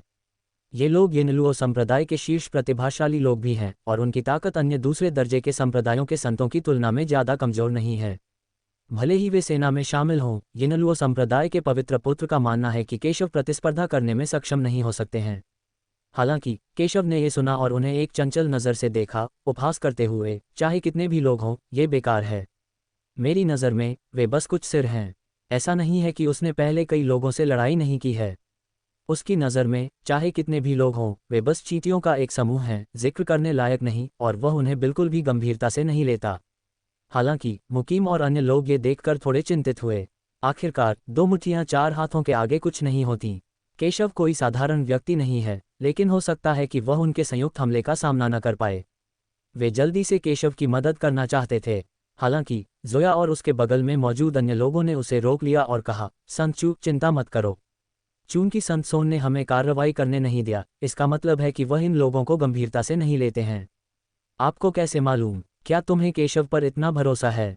मुकीम हैरान थी। उसे उम्मीद नहीं थी कि वे केशव पर इतना भरोसा करेंगे। क्योंकि परमेश्वर के पुत्र ने इतनी सारी असंभव चीजें बनाई हैं, इसलिए वह हमारी नज़र में परमेश्वर है। जोया और अन्य लोगों ने बात की और कहा कि जब से केशव सत्यपथ संप्रदाय में शामिल हुए हैं, उन्होंने बार बार चमत्कार किए हैं और किसी को भी केशव के बारे में कोई संदेह नहीं है। ये शब्द सुनकर माही और अन्य लोग दंग रह गए। उन्हें उम्मीद नहीं थी कि वे केशव पर इतना विश्वास करेंगे। लेकिन इस समय उद्यम संप्रदाय के पवित्र पुत्र का चेहरा उदास था और उसने अपने आदमियों को मारने के लिए नेतृत्व किया। खैर, वे सभी जादू की दुनिया के सबसे प्रतिभाशाली लोग हैं, लेकिन केशव उन्हें इतना नज़रअंदाज करता है, इसलिए वे स्वाभाविक रूप से क्रोधित हैं। उन्हें केशव को मारना ही होगा। पागल दानव तलवार, स्वर्ग और पृथ्वी का विनाश, स्टार मुट्ठी, सूर्य और चंद्रमा पहिया, अल्पविराम। अनगिनत मारक चालें एक पल में फूट पड़ीं, जो सभी शीर्ष स्तरीय मार्शल आर्ट थीं, और उन्हें पागलपन की हद तक ऐसे उड़ाया गया जैसे कि वे निःशुल्क हों। वे सभी जानते थे कि केशव कोई साधारण व्यक्ति नहीं था, इसलिए वे बिल्कुल भी पीछे नहीं हटे और केशव को मारने के लिए दौड़ पड़े। अनगिनत हमलों ने शून्य को नष्ट कर दिया और पागलों की तरह केशव की ओर दौड़ पड़े। केशव ने उनके हमलों को शांति से देखा। काफ़ी हमले हुए हैं, लेकिन दुर्भाग्य से मुझे मारना अभी भी असंभव है। उसने अपनी तलवार घुमाई और उसकी सहज तलवार अजेय तीक्ष्णता से भर गई तथा एक क्षण में ही कई लोगों पर वार करने के लिए संघनित हो गई। जैसे ही तलवार की भयानक रोशनी बुझी, उसकी शक्ति बढ़ गई। पल भर में केशव की तलवार ने उनके सारे अजेय हमले ध्वस्त कर दिए। वे सूखे खरपतवार और सड़ी हुई लकड़ी की तरह चूर चूर हो गए। धत्तेरी की, घृणास्पद, वह इतना डरावना कैसे हो सकता है? कई लोग डर गए थे। उन्हें उम्मीद नहीं थी कि केशव ने पहले भी येनलुओ संप्रदाय के पवित्र पुत्र से युद्ध किया था, फिर भी उसकी ताकत बिल्कुल कम नहीं हुई थी और वह अभी भी इतना भयानक था। आखिरकार उनका मानना था कि हालांकि केशव सरल नहीं था, येनलुओ संप्रदाय का पिछला पवित्र पुत्र भी सरल नहीं था। केशव ने बहुत ताकत खर्च की होगी, लेकिन उन्हें उम्मीद नहीं थी कि केशव की ताकत अभी भी अपने चरम पर थी, जो बेहद भयानक था। वे गंभीर लग रहे थे, लेकिन वे उस समय पीछे नहीं हट सकते थे और केवल अपना सब कुछ दे सकते थे। सिमा चाओ ने एक कदम आगे बढ़ाया, उसके शरीर पर एक स्याह चमक चमक उठी और उसके हाथ में राक्षसी ऊर्जा उत्सर्जित करने वाली एक काले पत्थर की मुहर दिखाई दी। उसने अपनी जीभ काटी और मुंह में खून थूका, जो पत्थर की मुहर पर गिरा। तुरंत पत्थर की मुहर काली रोशनी से चमक उठी और घूमती रही और भी भयानक होती गई। उसने येनलुओ संप्रदाय के संत सोन और अन्य लोगों को ठंडी निगाहों से देखा। मैं इस बच्चे के हमले का विरोध करूंगा, तुम लोग जल्दी से हमला करो और इसे मार डालो। ये जादुई मुहर एक खजाना है जो उसे संयोग से मिला है। उसने पहले कभी इसका इस्तेमाल नहीं किया था, लेकिन अब उसे केशव से निपटने के लिए इसका इस्तेमाल करना ही होगा। येनलुओ संप्रदाय के पवित्र पुत्र की आंखें थोड़ी सिकुड़ गईं। उसे उम्मीद नहीं थी कि सिमा चाओ ने इतना खजाना छिपा रखा है। अगर इसका इस्तेमाल दूसरों के साथ व्यवहार में नहीं किया गया, तो शायद इसका इस्तेमाल उसके ही खिलाफ होगा। लेकिन अब केशव ने उसे पहले से ही इसका उपयोग करने के लिए मजबूर किया। अच्छा, उद्दम संप्रदाय के पवित्र पुत्र को पता था कि अब इन चीजों के बारे में चिंता करने का समय नहीं था, इसलिए उन्होंने सहमति में सिर हिलाया और अन्य लोगों के साथ अलग अलग दिशाओं में गायब हो गए। सिमा चाओ ने जादुई मुहर अपने हाथ में पकड़ी और केशव की ओर बढ़ा। केशव, आज ही तुम्हारी मृत्यु का दिन है। मुहर टूटी हुई है, फिर भी तुम मुझे रोकना चाहते हो। केशव देख सकता था कि यह मुहर सरल नहीं थी, लेकिन फिर भी उसने इसे गंभीरता से नहीं लिया। उसके हाथ में एक हथियार प्रकट हुआ, अरोड़ा तलवार। फिर उसने तलवार से वार किया। सिमा चाओ के सामने एक चौंकाने वाली तलवार गिरी। सिमा चाओ ने जादुई मुहर पकड़ ली और सीधे केशव को रोक दिया। ये जादुई मुहर एक शक्तिशाली रक्षात्मक बल के साथ फट गई और केशव की बमबारी का विरोध किया। केशव, तुम्हारा हमला काम नहीं कर रहा है। हाँ, केशव, नरक में जाओ। येनलुओ संप्रदाय के पवित्र पुत्र और अन्य लोगों के हमले भी इस समय सीधे सामने आए, जिससे केशव को बचने का कोई मौका नहीं मिला। उनमें से कुछ ने अच्छा सहयोग किया और बहुत तेज गति से आगे बढ़े, इसलिए केशव के पास बचने का कोई रास्ता नहीं था। एक पल में उनके हमलों ने केशव को घायल कर दिया। इन बेहद भयानक हमलों ने पूरी दुनिया को तबाह कर दिया। हा, मैं अंततः सफल हो गया। ये बच्चा अंततः मर गया। ये दृश्य देखकर येनलुओ संप्रदाय के पवित्र पुत्र उपहास किए बिना न रह सके। केशव से निपटने के लिए उन्होंने लगभग अपने सारे साधन और तुरुप के पत्ते इस्तेमाल कर लिए थे, और किसी भी धर्मी प्रतिभा ने उन्हें इतनी शक्तिशाली शक्ति से फूटने के लिए मजबूर नहीं किया था। लेकिन आज उन्होंने अंततः केशव को मार डाला। उद्दम संप्रदाय के पवित्र पुत्र ने अंततः अपने दिल से कुछ नफरत से छुटकारा पा लिया है। वह खुश कैसे नहीं हो सकता? चू बिंगशियान और अन्य लोग ये दृश्य देखकर स्तब्ध रह गए। उन्हें उम्मीद नहीं थी कि केशव मर चुका है। उसे बहुत पछतावा हो रहा था। हालांकि केशव और येनलुओ संप्रदाय के पवित्र पुत्र के बीच निजी दुश्मनी थी, फिर भी उन्हें बचाने के लिए उसने आज ऐसा किया। वह जल्दी से बाहर निकलकर केशव से बदला लेना चाहती थी। तुम इतनी जल्दी खुश हो गए? तुम मुझे इतनी ताकत से मारना चाहते हो? लेकिन इस समय एक शांत और तिरस्कारपूर्ण आवाज गूंजी। ये कैसे संभव है कि वह अभी तक मरा नहीं है? येनलुओ संप्रदाय के पवित्र पुत्र और अन्य लोगों के भाव तुरंत जम गए और वे अविश्वास में केशव की दिशा में देखने लगे। उन्हें उम्मीद नहीं थी कि इतने भयानक हमले के बावजूद भी वे केशव को नहीं मार पाएंगे। कुछ भी असंभव नहीं है। मैंने तुमसे कहा था कि तुम्हारे हमले बहुत कमजोर हैं। मैंने तो बचने की योजना भी नहीं बनाई थी। एक तिरस्कारपूर्ण आवाज सुनाई दी। तूफान थम गया और केशव सबके सामने फिर से प्रकट हुआ। उन्हें और भी ज्यादा हैरानी इस बात की हुई कि फटे कपड़ों के अलावा केशव के शरीर पर लगभग कोई चोट नहीं थी। पहले कहा गया था कि येनलुओ संप्रदाय के पवित्र पुत्र के यमप्रेत शरीर की रक्षा अत्यंत भयानक थी और भयानक हमलों का सामना कर सकती थी। हालांकि केशव की रक्षा के सामने ये लगभग उल्लेख करने योग्य नहीं थी। केशव का बचाव वास्तव में भयानक है। उद्दम संप्रदाय के कई लोगों के संयुक्त भयानक हमले भी उसे कोई नुकसान नहीं पहुंचा सके। यही कारण है कि केशव ने चकमा देने की योजना नहीं बनाई। उसका सिर काट दो। केशव ने ठंडे स्वर में कहा कि उसने उनके हमलों को इसलिए नहीं टाला क्योंकि वह अगला कदम उठाना चाहता था। स्वर्ग हत्या तलवार, इसे मेरे लिए काट दो। भयानक शक्ति तुरंत ही प्रकट हो गई, अत्यंत हिंसक। सीधे सिमा चाओ की जादुई मुहर की ओर कट। प्रारंभ में सिमा चाओ को अपने जादुई मुहर खजाने पर पूरा भरोसा था और उसे विश्वास था कि कोई भी इसे तोड़ नहीं सकता, लेकिन अगले ही पल उसका चेहरा पूरी तरह बदल गया। केशव ने तलवार से उसकी जादुई मुहर को काट दिया, जिससे उसे एक अजेय शक्ति का एहसास हुआ। एक क्षण में उसकी जादुई मुहर पर अनगिनत दरारें दिखाई दी और अंततः वह एक धमाके के साथ फट गई। अजेय तलवार की ऊर्जा निरंतर जारी रही और सीधे सिमा चाओ के शरीर पर जा लगी। टकराना, सिमा चाओ का शरीर भी सीधे फट गया। उसके पास केशव जैसी भयानक रक्षात्मक शक्ति नहीं थी। यह आपकी बारी है, केशव ने शांति से कहा और शेष 3 लोगों की ओर देखा। यिनलुओ संप्रदाय के संत का चेहरा गंभीर हो गया। धिक्कार है, जल्दी से हमला करो, पीछे मत हटो, यह आदमी अपनी ताकत के अंत में है, हम निश्चित रूप से उसे मार सकते हैं। उन्होंने उम्मीद नहीं की थी कि केशव इतना जटिल होगा, लेकिन वे अब पीछे नहीं हट सकते थे, अन्यथा वे निश्चित रूप से मर जाएंगे। यिनलुओ संप्रदाय के पवित्र पुत्र की बातें सुनकर किन्हान और उसके साथियों को बहुत पछतावा हुआ, लेकिन वे कुछ नहीं कर सकते थे। तीर डोरी पर था और उसे चलाना जरूरी था। वे बस अपनी वंश शक्ति को फिर से प्रकट कर सकते थे और बेतहाशा मारकाट मचा सकते थे। असुरक्षित, केशव ने तिरस्कार से कहा, उन्हें जरा भी गंभीरता से न लेते हुए। अनगिनत तलवारें उसके हाथों से निकलकर उन्हें घेरने लगीं। भयानक तलवार की रोशनी फिर से चमक उठी और उन पर ताला लगा दिया। टकराना, किन्हान, जो सामने से भाग रहा था, उसे केशव ने एक ही तलवार से मार डाला और खून की धुंध हर जगह उड़ गई। बचे हुए उमन और म्यूटिएक्सन ये दृश्य देखकर घबरा गए। ये जानते हुए कि केशव को कोई नहीं रोक सकता, वे पीछे हटकर भागना चाहते थे। उन्हें रोको, तुम बच नहीं सकते। हालांकि यिनलुओ संप्रदाय के पवित्र पुत्र ने ठंडे स्वर में कहा और फिर उन दोनों को सीधे लात मारी, उन्हें केशव के सामने लात मारी। शालेश, तुम अच्छी तरह से नहीं मरोगे। उन्हें उम्मीद नहीं थी कि उनका अंत इस तरह होगा और वे गुस्से से दहाड़ उठे। आखिरकार वे यिनलु संप्रदाय के पवित्र पुत्र की मदद करने आए थे, हालांकि वे उसके खतरे में थे। तुम लोग तो कूड़े के ढेर हो, इस संत पुत्र का बचाव करने के लिए तुम तो बस तोप का चारा हो। शालेश ने उनकी दहाड़ सुनी और परवाह नहीं की।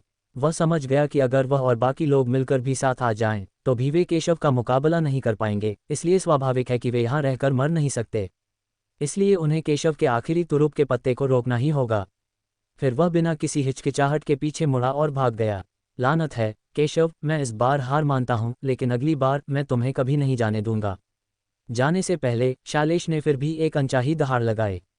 जाहिर है, केशव से बार बार हारना उसके लिए बहुत बड़ी शर्म की बात थी।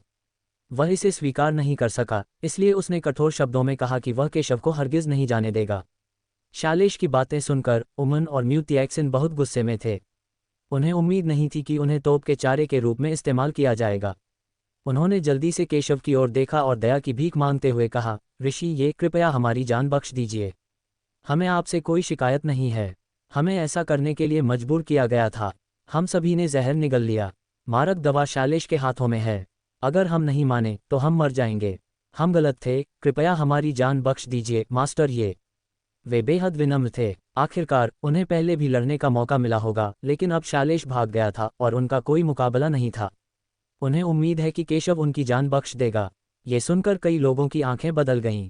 उन्हें उम्मीद नहीं थी कि शालेश इतना क्रूर होगा कि उसने अपने ही लोगों को जहर दे दिया। केशव ने ये सुना, उसकी आंखें शांत थीं। तुम्हें मजबूर किया गया था, लेकिन इसका मुझसे क्या लेना देना है? मेरे दुश्मन होने के नाते इसका केवल एक ही अंत है, चाहे तुम्हें मजबूर किया गया हो या स्वेच्छा से, मृत्यु। केशव ने ठंडे स्वर में कहा। वह स्वाभाविक रूप से देख सकता था कि उन्हें मजबूर किया गया था, लेकिन तो क्या? वे शालेश का विरोध करने की हिम्मत नहीं जुटा पाए और उसे मार डालना चाहते थे। अगर ऐसा था तो केशव उनसे सहानुभूति कैसे रख सकता था? केशव की बातें सुनकर दोनों ही निराशा में डूब गए।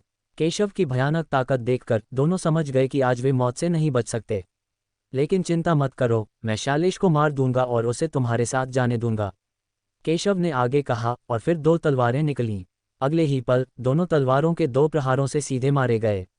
हालांकि केशव की बातें सुनकर दोनों मुस्कुरा दिए। शालेश उनका साथ देने आएगा और केशव ने उनका बदला ले लिया था।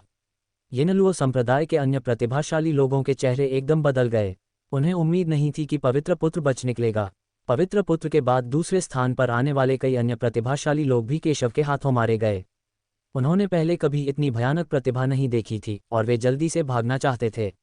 लेकिन उन्हें देखते हुए केशव ने बस लापरवाही से अपना हाथ लहराया और अनगिनत तलवारें सीधे बाहर निकल आईं, जिससे वे दूर भागने से पहले ही मारे गए। किसी को भी पीछे मत छोड़ो। केशव अपने दुश्मनों पर कभी दया नहीं दिखाएगा। ये दृश्य देखकर मंगल साम्राज्य में लोगों के चेहरे कांपने लगे, लेकिन वे खुश थे कि उन्होंने अतीत में केशव और अन्य लोगों को नाराज नहीं किया था, अन्यथा उनका अंत शायद बहुत अच्छा नहीं होता। शेंगजी, ये आज आपकी मदद के लिए और पुरानी शिकायतों को भुलाने के लिए धन्यवाद, वरना हम सब मर चुके होते। मैं, माही और तियानयांग संप्रदाय अगर हमें मौका मिला तो जरूर आपका एहसान चुकाएंगे। मुकीम ने केशव को बड़े सम्मान से देखा। वह जानती थी कि अगर केशव आज यहाँ नहीं होता तो वे सब मर जाते। कोई बात नहीं, यह मेरे लिए कोई मायने नहीं रखता, मैंने तो यूं ही कर दिया। आपको अपनी दयालुता के लिए आभारी होना चाहिए। आपने लुओ चेन और बाकियों को नहीं मारा, वरना अगर मैं आज उनसे मिलता भी तो मैं आपकी मदद नहीं करता। केशव ने शांति से कहा। उनकी नज़र में संप्रदाय विवाद सबसे महत्वहीन लड़ाई है, उसके बाद दाजिया और मंगल साम्राज्य की प्रतिभाओं के बीच लड़ाई है, और अंत में धर्मी और दुष्ट के बीच लड़ाई है। अच्छाई और बुराई के बीच की लड़ाई में वह दाजिया और मंगल साम्राज्य तियानजियाओ के बीच की लड़ाई को नज़रअंदाज कर सकता है। केशव के शब्दों को सुनने के बाद मंगल साम्राज्य में हर कोई खुद को भाग्यशाली महसूस करने से नहीं रोक सका कि उन्होंने चू बिंगजियान की बात सुनी और लुओ चेन और अन्य लोगों की जान बचाई। प्राचीन युद्ध क्षेत्र में राक्षसी पथ हम सभी को निशाना बनाएगा। यदि आप इच्छुक हैं तो आप हमारा अनुसरण कर सकते हैं, यदि नहीं तो मैं आपको मजबूर नहीं करूंगा। केशव ने चू बिंगजियान और अन्य लोगों को देखा और कहा, चूंकि उसने उन्हें बचाया था इसलिए स्वाभाविक रूप से वह उन्हें सीधे तौर पर नहीं छोड़ेगा। बेशक अगर वे केशव का अनुसरण करने को तैयार नहीं होते तो वह उन्हें मजबूर नहीं करेगा। आपकी दयालुता के लिए धन्यवाद केशव। हम केशव का अनुसरण करने के लिए तैयार हैं और हम अपना हिस्सा निभाएंगे। केशव की बातें सुनने के बाद चू बिंगजियान बोला, पहले जो कुछ हुआ था उसे अनुभव करने के बाद वह जानती थी कि आगे जो होने वाला है वह अत्यंत खतरनाक होगा। अगर गणेश यहाँ होती तो ठीक होता, लेकिन अब जब गणेश चली गई है तो खतरों से भरे इस प्राचीन युद्ध क्षेत्र में जीवित रहना बहुत मुश्किल है। सौभाग्य से केशव ने शांति की पेशकश की। अगर वह मना कर देता तो वह मौत को दावत दे रहा होता। अच्छा, केशव ने यह सुनकर सिर हिलाया। मुझे इस औषधि उद्यान की कुछ आध्यात्मिक जड़ी बूटियां चाहिए, बाकी के लिए आप में से प्रत्येक एक चुनकर उसे बांट सकता है। केशव ने औषधि उद्यान में कई आध्यात्मिक जड़ी बूटियों को देखते हुए कहा, इनमें से कुछ आध्यात्मिक जड़ी बूटियों का उपयोग पहले पाई गई औषधीय सामग्रियों के साथ जोया की दीर्घायु की गोलियों को परिष्कृत करने और उसकी शक्ति को पुनः प्राप्त करने में किया जा सकता है। केशव की बातें सुनकर माही को जरा भी असंतोष नहीं हुआ। अगर केशव न होता तो शायद वे सब मर चुके होते। केशव ने अपनी पसंद की आध्यात्मिक जड़ी बूटियां चुनी और फिर सबकी ओर देखा। अगला, मैं अमृत को परिष्कृत करना शुरू करने की योजना बना रहा हूं। अगर आप इसे परिष्कृत करना चाहते हैं तो आप मुझे इसे अपने लिए परिष्कृत करने दे सकते हैं। केशव अब गोलियों को परिष्कृत करने की योजना बना रहा है। केशव की बातें सुनने के बाद दक्षिया में हर कोई बेहद खुश हुआ और केशव को अमृत सौंप दिया। आप कैसे हैं? केशव ने चू बिंगजियान और अन्य लोगों को देखा। चू बिंगशियान और अन्य लोग अभी भी थोड़ा उलझन में थे, क्योंकि उन्हें उम्मीद नहीं थी कि केशव गोलियों को परिष्कृत करना चाहता था। संत लेडी चू, कृपया इस अवसर को न गंवाएं। संत, ये महान जिया कीमियागर संघ के एक वरिष्ठ सदस्य हैं। आपके लिए गोलियां परिष्कृत करने का अवसर दुर्लभ है, इसलिए इसे न गंवाएं। लुओ चेन और अन्य लोग बोले। ये शब्द सुनकर मुकीम और अन्य लोग और भी हैरान रह गए। केशव के पास वास्तव में इतना शक्तिशाली कीमिया कौशल था। इतनी कम उम्र में ही वह अल्केमिस्ट गिल्ड का एक बुजुर्ग बन चुका है। वे सभी जानते हैं कि अल्केमिस्ट गिल्ड का बुजुर्ग बनने के लिए क्या करना पड़ता है।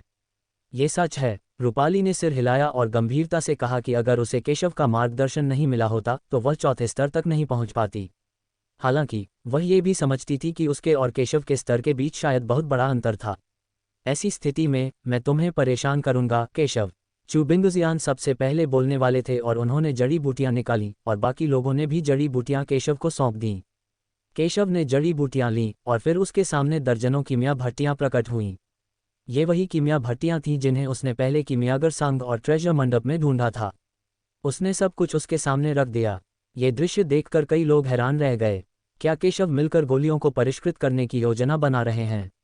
उनमें से कुछ तो इस पर विश्वास ही नहीं कर सके। हालांकि वे कीमियागर नहीं हैं, फिर भी वे जानते हैं कि कीमियागिरी एक ऐसा काम है जिसमें बेहद सावधानी की ज़रूरत होती है। अगर आप सावधान नहीं रहे तो आप असफल हो सकते हैं। कई कीमियागर शोधन करते समय परेशान नहीं होना चाहते। उन्हें यह विश्वास करना और भी कठिन लगा कि केशव एक साथ कई गोलियों को परिष्कृत करने पर ध्यान केंद्रित कर सकता है। लेकिन अगले ही पल केशव गोलियों को परिष्कृत करने के लिए तैयार था और उसने एक ही समय में गोलियों की दर्जनों भट्टियों को परिष्कृत किया। इनमें से दीर्घायु गोली सबसे उच्च श्रेणी की गोली है, जो लगभग 5वीं श्रेणी तक पहुंचती है। अन्य गोलियां मुश्किल से चौथी श्रेणी तक पहुंच पाती हैं और उनका उल्लेख करने लायक भी नहीं है। इसलिए केशव ने एक साथ अमृत को परिष्कृत करने की योजना बनाई। ये देखकर कि केशव वास्तव में उसी समय गोलियों को परिष्कृत कर रहा था, हर कोई दंग रह गया। रसायन विद्या में प्रतिभा रखने वाले कई प्रतिभाशाली लोग ये दृश्य देखकर और भी अधिक आश्चर्यचकित हो गए। हालांकि केशव उदासीन था।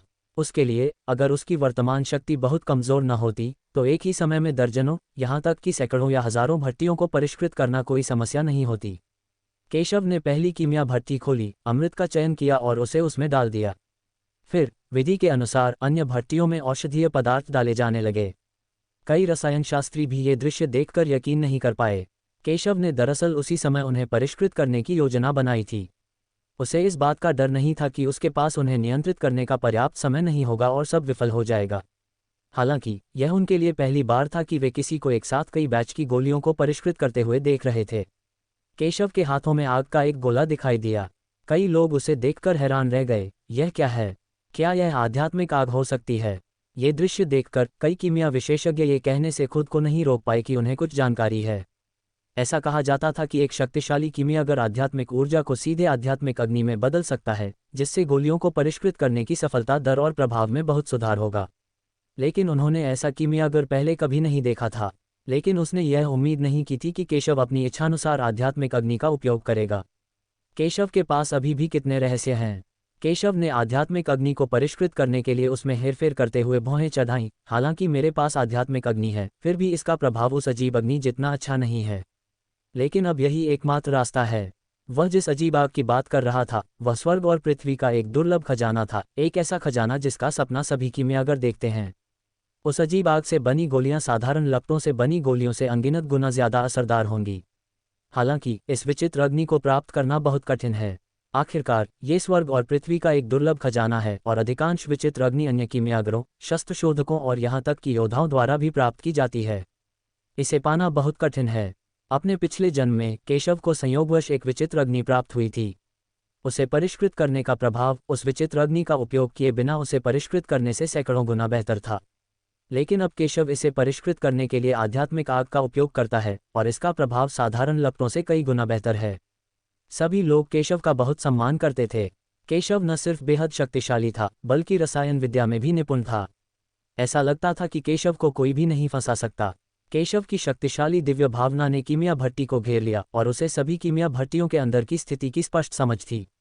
कई गोलियां संघनित होने वाली थीं, लेकिन केशव बिल्कुल भी घबराया नहीं। उसे ठीक ठीक पता था कि गोलियों का कौन सा बैच संघनित होने वाला है, इसीलिए उसने एक साथ कई गोलियों को परिष्कृत करने का साहस किया। ये देखकर सब दंग रह गए। पहली बार उन्होंने किसी कीमियागर को एक साथ कई गोलियों को परिष्कृत करते देखा था और वे गोलियां एक जैसी नहीं थीं। गोली को संघनित करना गोली शोधन प्रक्रिया का सबसे कठिन हिस्सा है, लेकिन केशव के सामने यह उल्लेख करने लायक नहीं है और यह बिल्कुल भी मुश्किल बात नहीं लगती है। कुछ कप चाय के बाद गोलियों का पहला बैच तैयार हो गया। केशव को इसे खोलने की कोई जल्दी नहीं थी। दूसरी भट्टी, तीसरी भट्टी, चौथी भट्टी, गोलियों की आखिरी खेप तक अंततः शांति बहाल हो गई। केशव ने भी राहत की सांस ली। पहली बार उसने इतनी सारी गोलियां परिष्कृत की थीं। आखिरकार समय कम था और वह समय बर्बाद नहीं करना चाहता था। ये वास्तव में काम किया। केशव सचमुच एक राक्षस है। उसने एक साथ दवा की इतनी सारी भट्टियां परिष्कृत की और एक भी विफल नहीं हुई। वे सभी सफल रहीं। हर कोई हैरानी से यह कहने से खुद को नहीं रोक सका। कई प्रतिभाशाली कीमियागरों ने पूरी तरह से आत्मसमर्पण कर दिया। इस समय रूपाली पूरी तरह से केशव की कीमिया प्रक्रिया में डूबा हुआ था। केशव सचमुच भयानक है। केशव ने कीमिया भट्टी खोली और ताज़ा सुगंध ने कई लोगों को ऐसा महसूस कराया जैसे वे हवा में तैर रहे हों। अच्छी गोली। कई प्रतिभाशाली कीमियागर तो और भी अधिक आश्वस्त हो गए। जैसे ही आप गोली खोलते हैं, गोली की खुशबू फैल जाती है। उसने गोली निकाली जो बिल्कुल जैद जैसी गोल थी और उस पर हल्के हल्के अमृत के निशान चमक रहे थे। साफ था कि यह एक बेहतरीन गोली बनने से बस एक कदम दूर थी।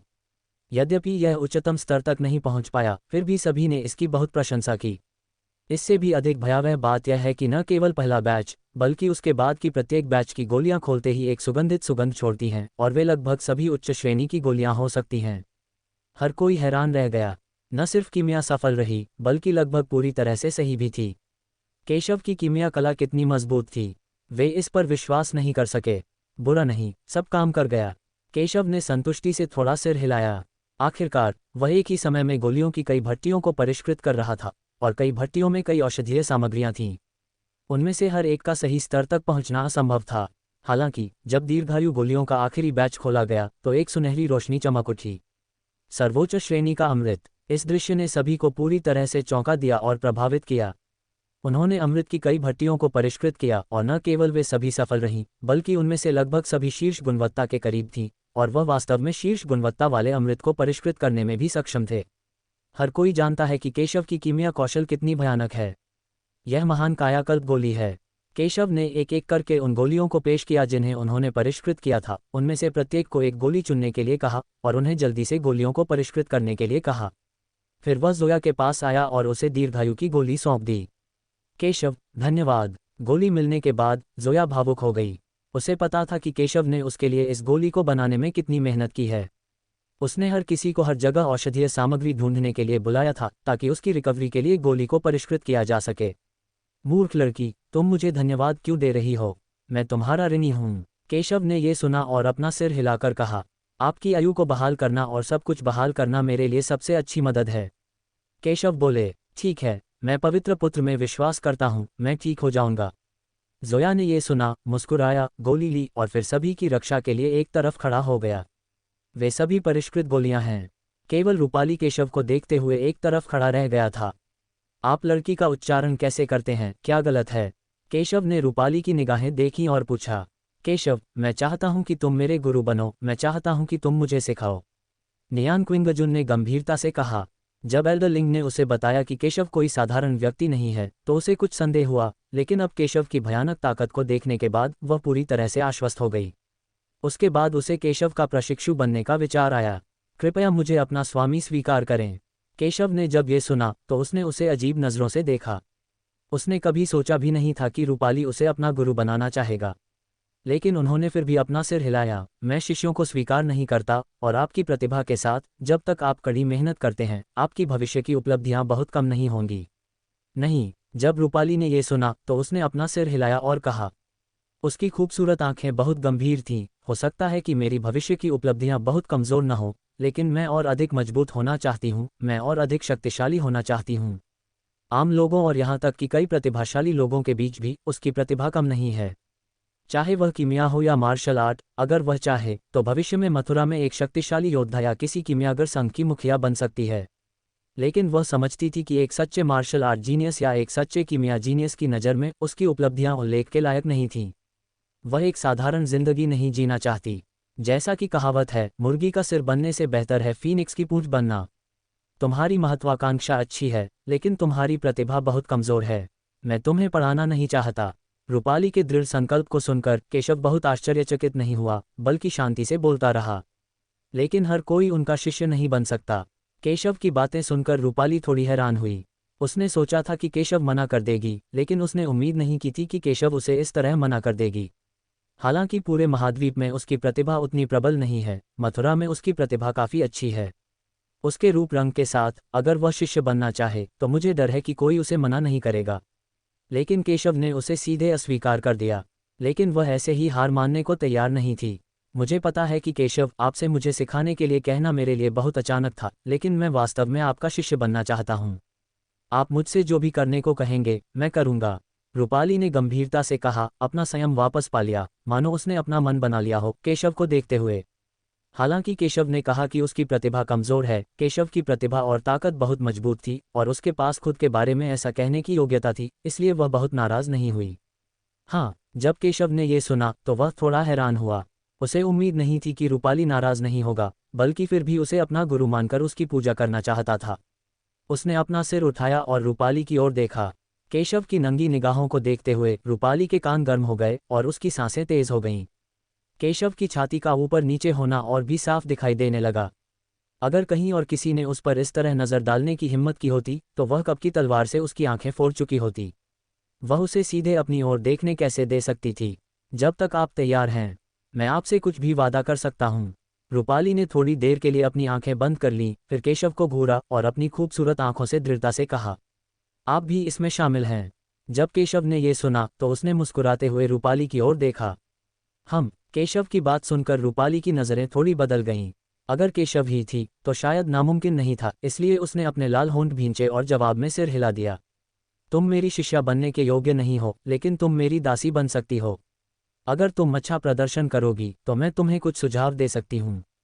केशव ने रूपाली की ओर देखा, फिर शांति से कहा, आप। केशव की बातें सुनकर रूपाली का चेहरा अचानक बदल गया। केशव उसे अपनी नौकरानी बनाना चाहता था। अगर केशव उसे चाहता तो वह मान जाती। आखिरकार केशव ने इतनी कम उम्र में इतना कुछ हासिल कर लिया था और भविष्य में उसकी उपलब्धियां और भी बढ़ जाएंगी। इसलिए केशव से शादी करना उसका अपमान नहीं होगा। लेकिन अगर वह केवल केशव की नौकरानी के रूप में काम करती है तो यह न केवल उसके लिए अपमानजनक होगा, बल्कि पूरे निशर्मा परिवार के लिए भी अपमानजनक होगा। अगर उसके पिता को इस बारे में पता चल गया तो मुझे डर है कि वह केशव को जाने नहीं देने वाले पहले व्यक्ति होंगे। और इससे भी महत्वपूर्ण बात यह थी कि वह अपनी सुंदरता को लेकर बहुत आश्वस्त थी, लेकिन ऐसा लग रहा था कि केशव की नज़र उस पर बिल्कुल नहीं थी। बस इसे मेरी तरफ से उपहार समझो, केशव ने शांति से कहा, अपने दाहिने हाथ को लापरवाही से लहराया और हल्के से उसकी ओर इशारा किया।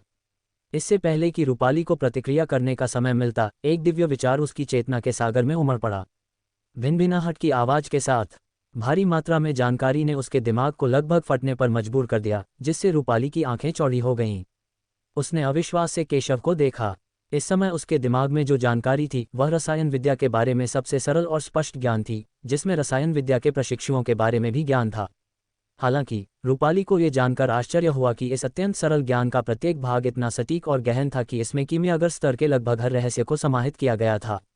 ऐसा लग रहा था जैसे उसे ज्ञान प्राप्त हो गया हो, और उसे इस बात पर भी संदेह हो रहा था कि जो कुछ उसने पहले सीखा था क्या वह वास्तविक दंडोज्ञान था। इस समय केशव ने उसे जो ज्ञान सिखाया है उसकी तुलना में एक स्वर्ग में है और दूसरा नरक में। कीमिया के दाव के बारे में मेरी समझ एक नवजात शिशु की तुलना एक ऐसे व्यक्ति से करने जैसी है जो करोड़ों वर्षों से जीवित है। इससे भी महत्वपूर्ण बात यह है कि केशव अपनी आध्यात्मिक चेतना के माध्यम से उसे सीधे ज्ञान दे सकता है और उसके पास अपना बचाव करने का समय नहीं है। अगर केशव उसे मारना चाहता है तो शायद ये सिर्फ एक विचार की बात है। केशव की ताकत कितनी भयानक है। जब उसने केशव को देखा तो उसकी आंखों में जो भाव थे वे अत्यंत जटिल हो गए, और जो थोड़ा बहुत गर्व बचा था उसे केशव ने पूरी तरह से चकनाचूर कर दिया। लेकिन ये तो बस एक छोटा सा मौका था जो केशव ने रूपाली को दिया था। चाहे वो उसका पीछा करे या नहीं, केशव को इसकी जरा भी परवाह नहीं थी। मेरा वादा है तुमसे। रूपाली ने केशव को गंभीरता से देखा। केशव कितना शक्तिशाली था ये देखकर उसने मना नहीं किया। मुझे उम्मीद नहीं थी कि तुम सहमत होगे। मुझे लगा था कि तुम मना कर दोगे। जब केशव ने ये सुना तो वह थोड़ा आश्चर्यचकित हुआ। केशव ने रूपाली को रसायन विद्या का ये ज्ञान सिर्फ उसके जुनून के कारण दिया था। आखिरकार ये कुछ भी नहीं था। जहां तक उसे नौकरानी बनने देने के प्रस्ताव का सवाल है तो ये तो अस्वीकृति का एक और कारण था। केशव उसे अपना शिष्य के रूप में स्वीकार नहीं करना चाहता था, क्योंकि उसकी नज़र में उसकी प्रतिभा बहुत कमज़ोर थी। केशव जानती थी कि वह बहुत घमंडी है, इसलिए उसके लिए उसकी बात मानना नामुमकिन था। इस तरह वह रूपाली को भी मना कर सकती थी, लेकिन उन्हें उम्मीद नहीं थी कि रूपाली वास्तव में सहमत होंगे। चूंकि आप सहमत हो गए हैं तो स्वाभाविक रूप से मैं मना नहीं करूंगा। आपको बाद में समझ आएगा कि आज का चुनाव आपके जीवन का सबसे बुद्धिमानी भरा फैसला हो सकता है, केशव ने शांति से कहा। चूंकि रूपाली सहमत थे, इसलिए स्वाभाविक रूप से उन्होंने मना नहीं किया। केशव और रूपाली सभी के गोलियों को परिष्कृत करने का इंतजार कर रहे थे। एक के बाद एक लोग गोलियों को परिष्कृत करने में सफल रहे और सभी में भारी सुधार हुआ। जोया ने भी इस समय अपनी आंखें खोलीं और पाया कि उसका खोया हुआ जीवनकाल सफलतापूर्वक पूरा हो गया था और उसकी ताकत में भी काफी सुधार हुआ था। केशव, धन्यवाद। जोया ने कृतज्ञता से केशव को देखा। हालांकि उसे केशव की वजह से अपनी उम्र गंवाने का कोई अफसोस नहीं था, लेकिन जब उसने केशव के आसपास अनगिनत खूबसूरत महिलाओं को देखा तो उसे एक संकट का एहसास भी हुआ। लेकिन अब जब वह अपनी मूल उपस्थिति वापस पा चुकी है तो वह थोड़ी राहत महसूस कर रही है। मैंने तुम लोगों से कहा था, तुम मेरे हो, मैं तुम्हें कुछ नहीं होने दूंगा। जब केशव ने यह सुना तो उसने शांति से कहा। सत्यपथ संप्रदाय में हर कोई यह सुनकर बहुत आभारी था। चू बिंगजियान, लुओ चेन और अन्य लोगों ने केशव और अन्य लोगों को बड़ी ईर्ष्या से देखा। हालांकि वे दोनों एक ही संप्रदाय के पवित्र पुत्र हैं, फिर भी उनके पवित्र पुत्रों और केशव में बहुत बड़ा अंतर है। आखिरकार उन्हें समझ आ गया कि केशव का सभी इतना सम्मान क्यों करते हैं। केशव न केवल शक्तिशाली है, बल्कि उसका चरित्र भी प्रशंसा के योग्य है। लेकिन वे सिर्फ ईर्ष्या ही कर सकते थे। आखिरकार वे त्यानशुवान संप्रदाय के सदस्य तो थे नहीं। यह उनकी खुशकिस्मती थी कि केशव उनकी मदद कर सका। जब सभी ने अमृत को परिष्कृत कर लिया और अपनी ताकत में सुधार कर लिया तो केशव सभी को ले गया। पूरे प्राचीन युद्ध क्षेत्र में अभी भी कई खजाने और विरासतें हैं। अब जब वह यहाँ है तो केशव इसे मिस नहीं करना चाहता है। केशव ने सभी को अन्य विरासतों की खोज में नेतृत्व किया। उसके नेतृत्व में उनकी शक्ति बहुत अधिक बढ़ गई और खतरे कम हो गए। चाहे वह प्राचीन युद्ध क्षेत्र का खतरा हो या मंगल साम्राज्य की शक्तियां हो या राक्षसी शक्तियां जो उन्हें निशाना बनाना चाहती थीं, वे जानते थे कि वे सरल नहीं थे और उन्हें आसानी से भड़काने की हिम्मत नहीं करते थे, इसलिए उनके लिए रास्ता बहुत आसान था। केशव ने सभी को प्राचीन युद्ध क्षेत्र का पता लगाने के लिए नेतृत्व किया और बहुत सारे खजाने और विरासतें पाईं। सभी की ताकत में भी काफी सुधार हुआ है। सब बहुत खुश थे, लेकिन केशव ज्यादा खुश नहीं था, बल्कि उसे कीर्ति की पिछली बातों की बहुत परवाह थी। वह जानना चाहता था कि राक्षसी ताकतें प्राचीन युद्ध क्षेत्र में प्रवेश करने वाले सभी लोगों को कैसे मार डालेंगी। एक विरासत स्थल। सभी अभी अभी यहाँ पहुंचे थे और खजाने की विरासत प्राप्त की थी। केशव ने सभी की रक्षा की और वे खजाने को परिष्कृत कर रहे थे। इसी समय दूर से एक अत्यंत तेज आवाज आई जिसने पूरे प्राचीन युद्ध क्षेत्र को हिलाकर रख दिया। एक क्षण के लिए सबका ध्यान उस भारी शोर की ओर आकर्षित हो गया। एक दिशा से अंतहीन प्रकाश चमक उठा जिससे पूरा प्राचीन युद्ध क्षेत्र कांप उठा। क्या हुआ? क्या चल रहा है? क्या ये हो सकता है कि प्राचीन युद्ध क्षेत्र में एक और विरासत खोली गई है? ऐसा ही होगा। वहां से खजाने की बहुत गंध आ रही है। चलो जल्दी चलें और अवसर न गंवाएं। जब सभी ने प्रकाश देखा तो वे बहुत उत्साहित हुए और कहा कि उन्होंने प्राचीन युद्ध क्षेत्र में बहुत सारा खजाना प्राप्त किया है, इसलिए वे स्वाभाविक रूप से प्रकाश के स्थान की प्रतीक्षा कर रहे थे। वे सभी अत्यंत तीव्र गति से प्रकाश की दिशा में दौड़ पड़े। केशव ने भी रोशनी की ओर देखा। उसकी नज़रें थोड़ी केंद्रित थीं। उसने महसूस किया कि जिस जगह से रोशनी निकली थी वह पिछली विरासत वाली जगह से अलग थी। किनरुक्सी ने पहले जो कहा था उसके बारे में सोचते हुए उसे एक स्पष्ट अनुभूति हुई कि भविष्य इतना सरल नहीं हो सकता है। हालांकि वह ज्यादा चिंतित नहीं था। उसने तब तक इंतजार किया जब तक सभी ने अपने खजाने को परिष्कृत नहीं कर लिया। उसके बाद ही वह सभी को प्रकाश की भूमि पर ले गया।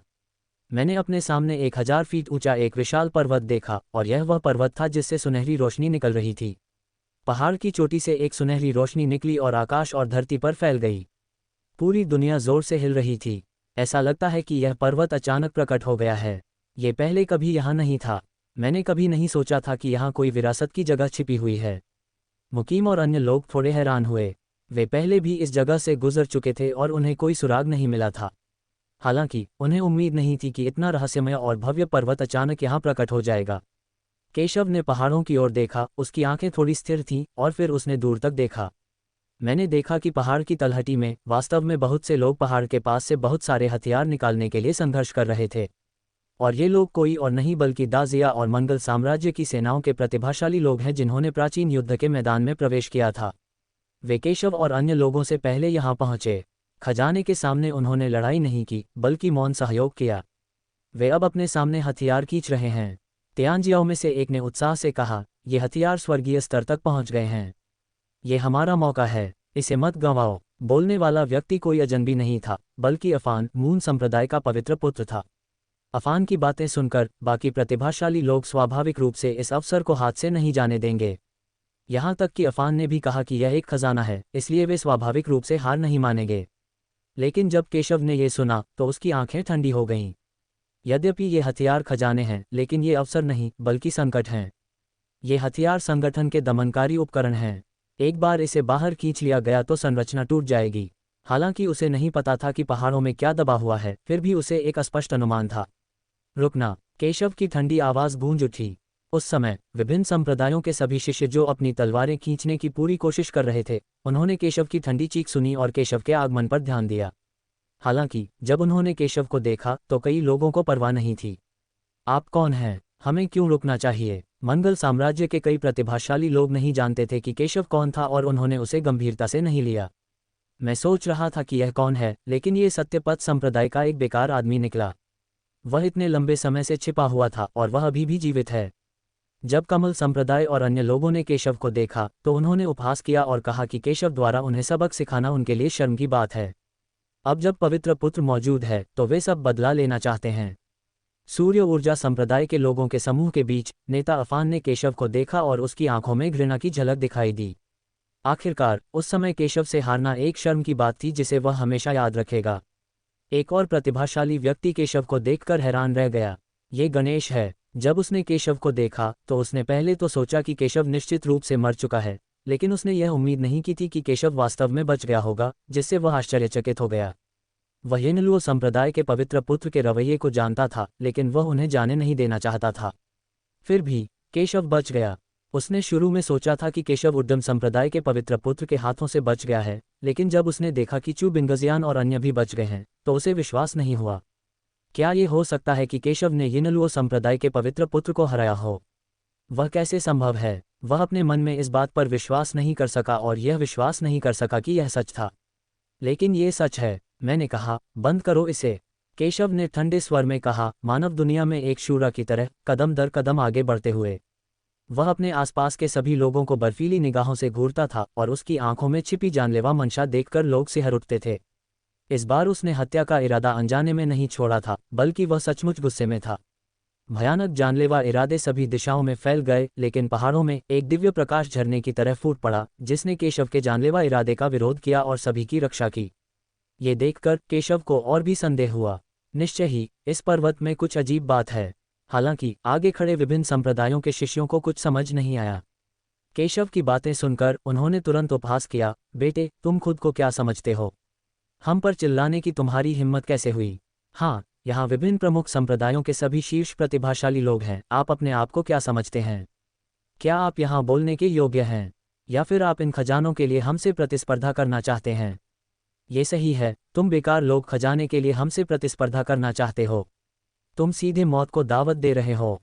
कई लोगों ने व्यंग्यात्मक लहजे में कहा। मुझे विश्वास है कि केशव ने क्या कहा। केशव मुझे बिना किसी कारण के मना नहीं करेंगे। मैं आपसे रुकने का आग्रह करता हूँ। हाँ, मैं भी मास्टर ये की बात पर विश्वास करता हूँ। दक्षिया के सभी लोग रुकें। इससे पहले कि केशव बोल पाता, रूपाली, तीसरी राजकुमारी चू बिंगजियान और उसके पीछे अन्य लोग बोल पड़े। इस समय रूपाली, चू बिंगजियान और अन्य लोगों को देखकर कई लोगों की आंखें बदल गईं।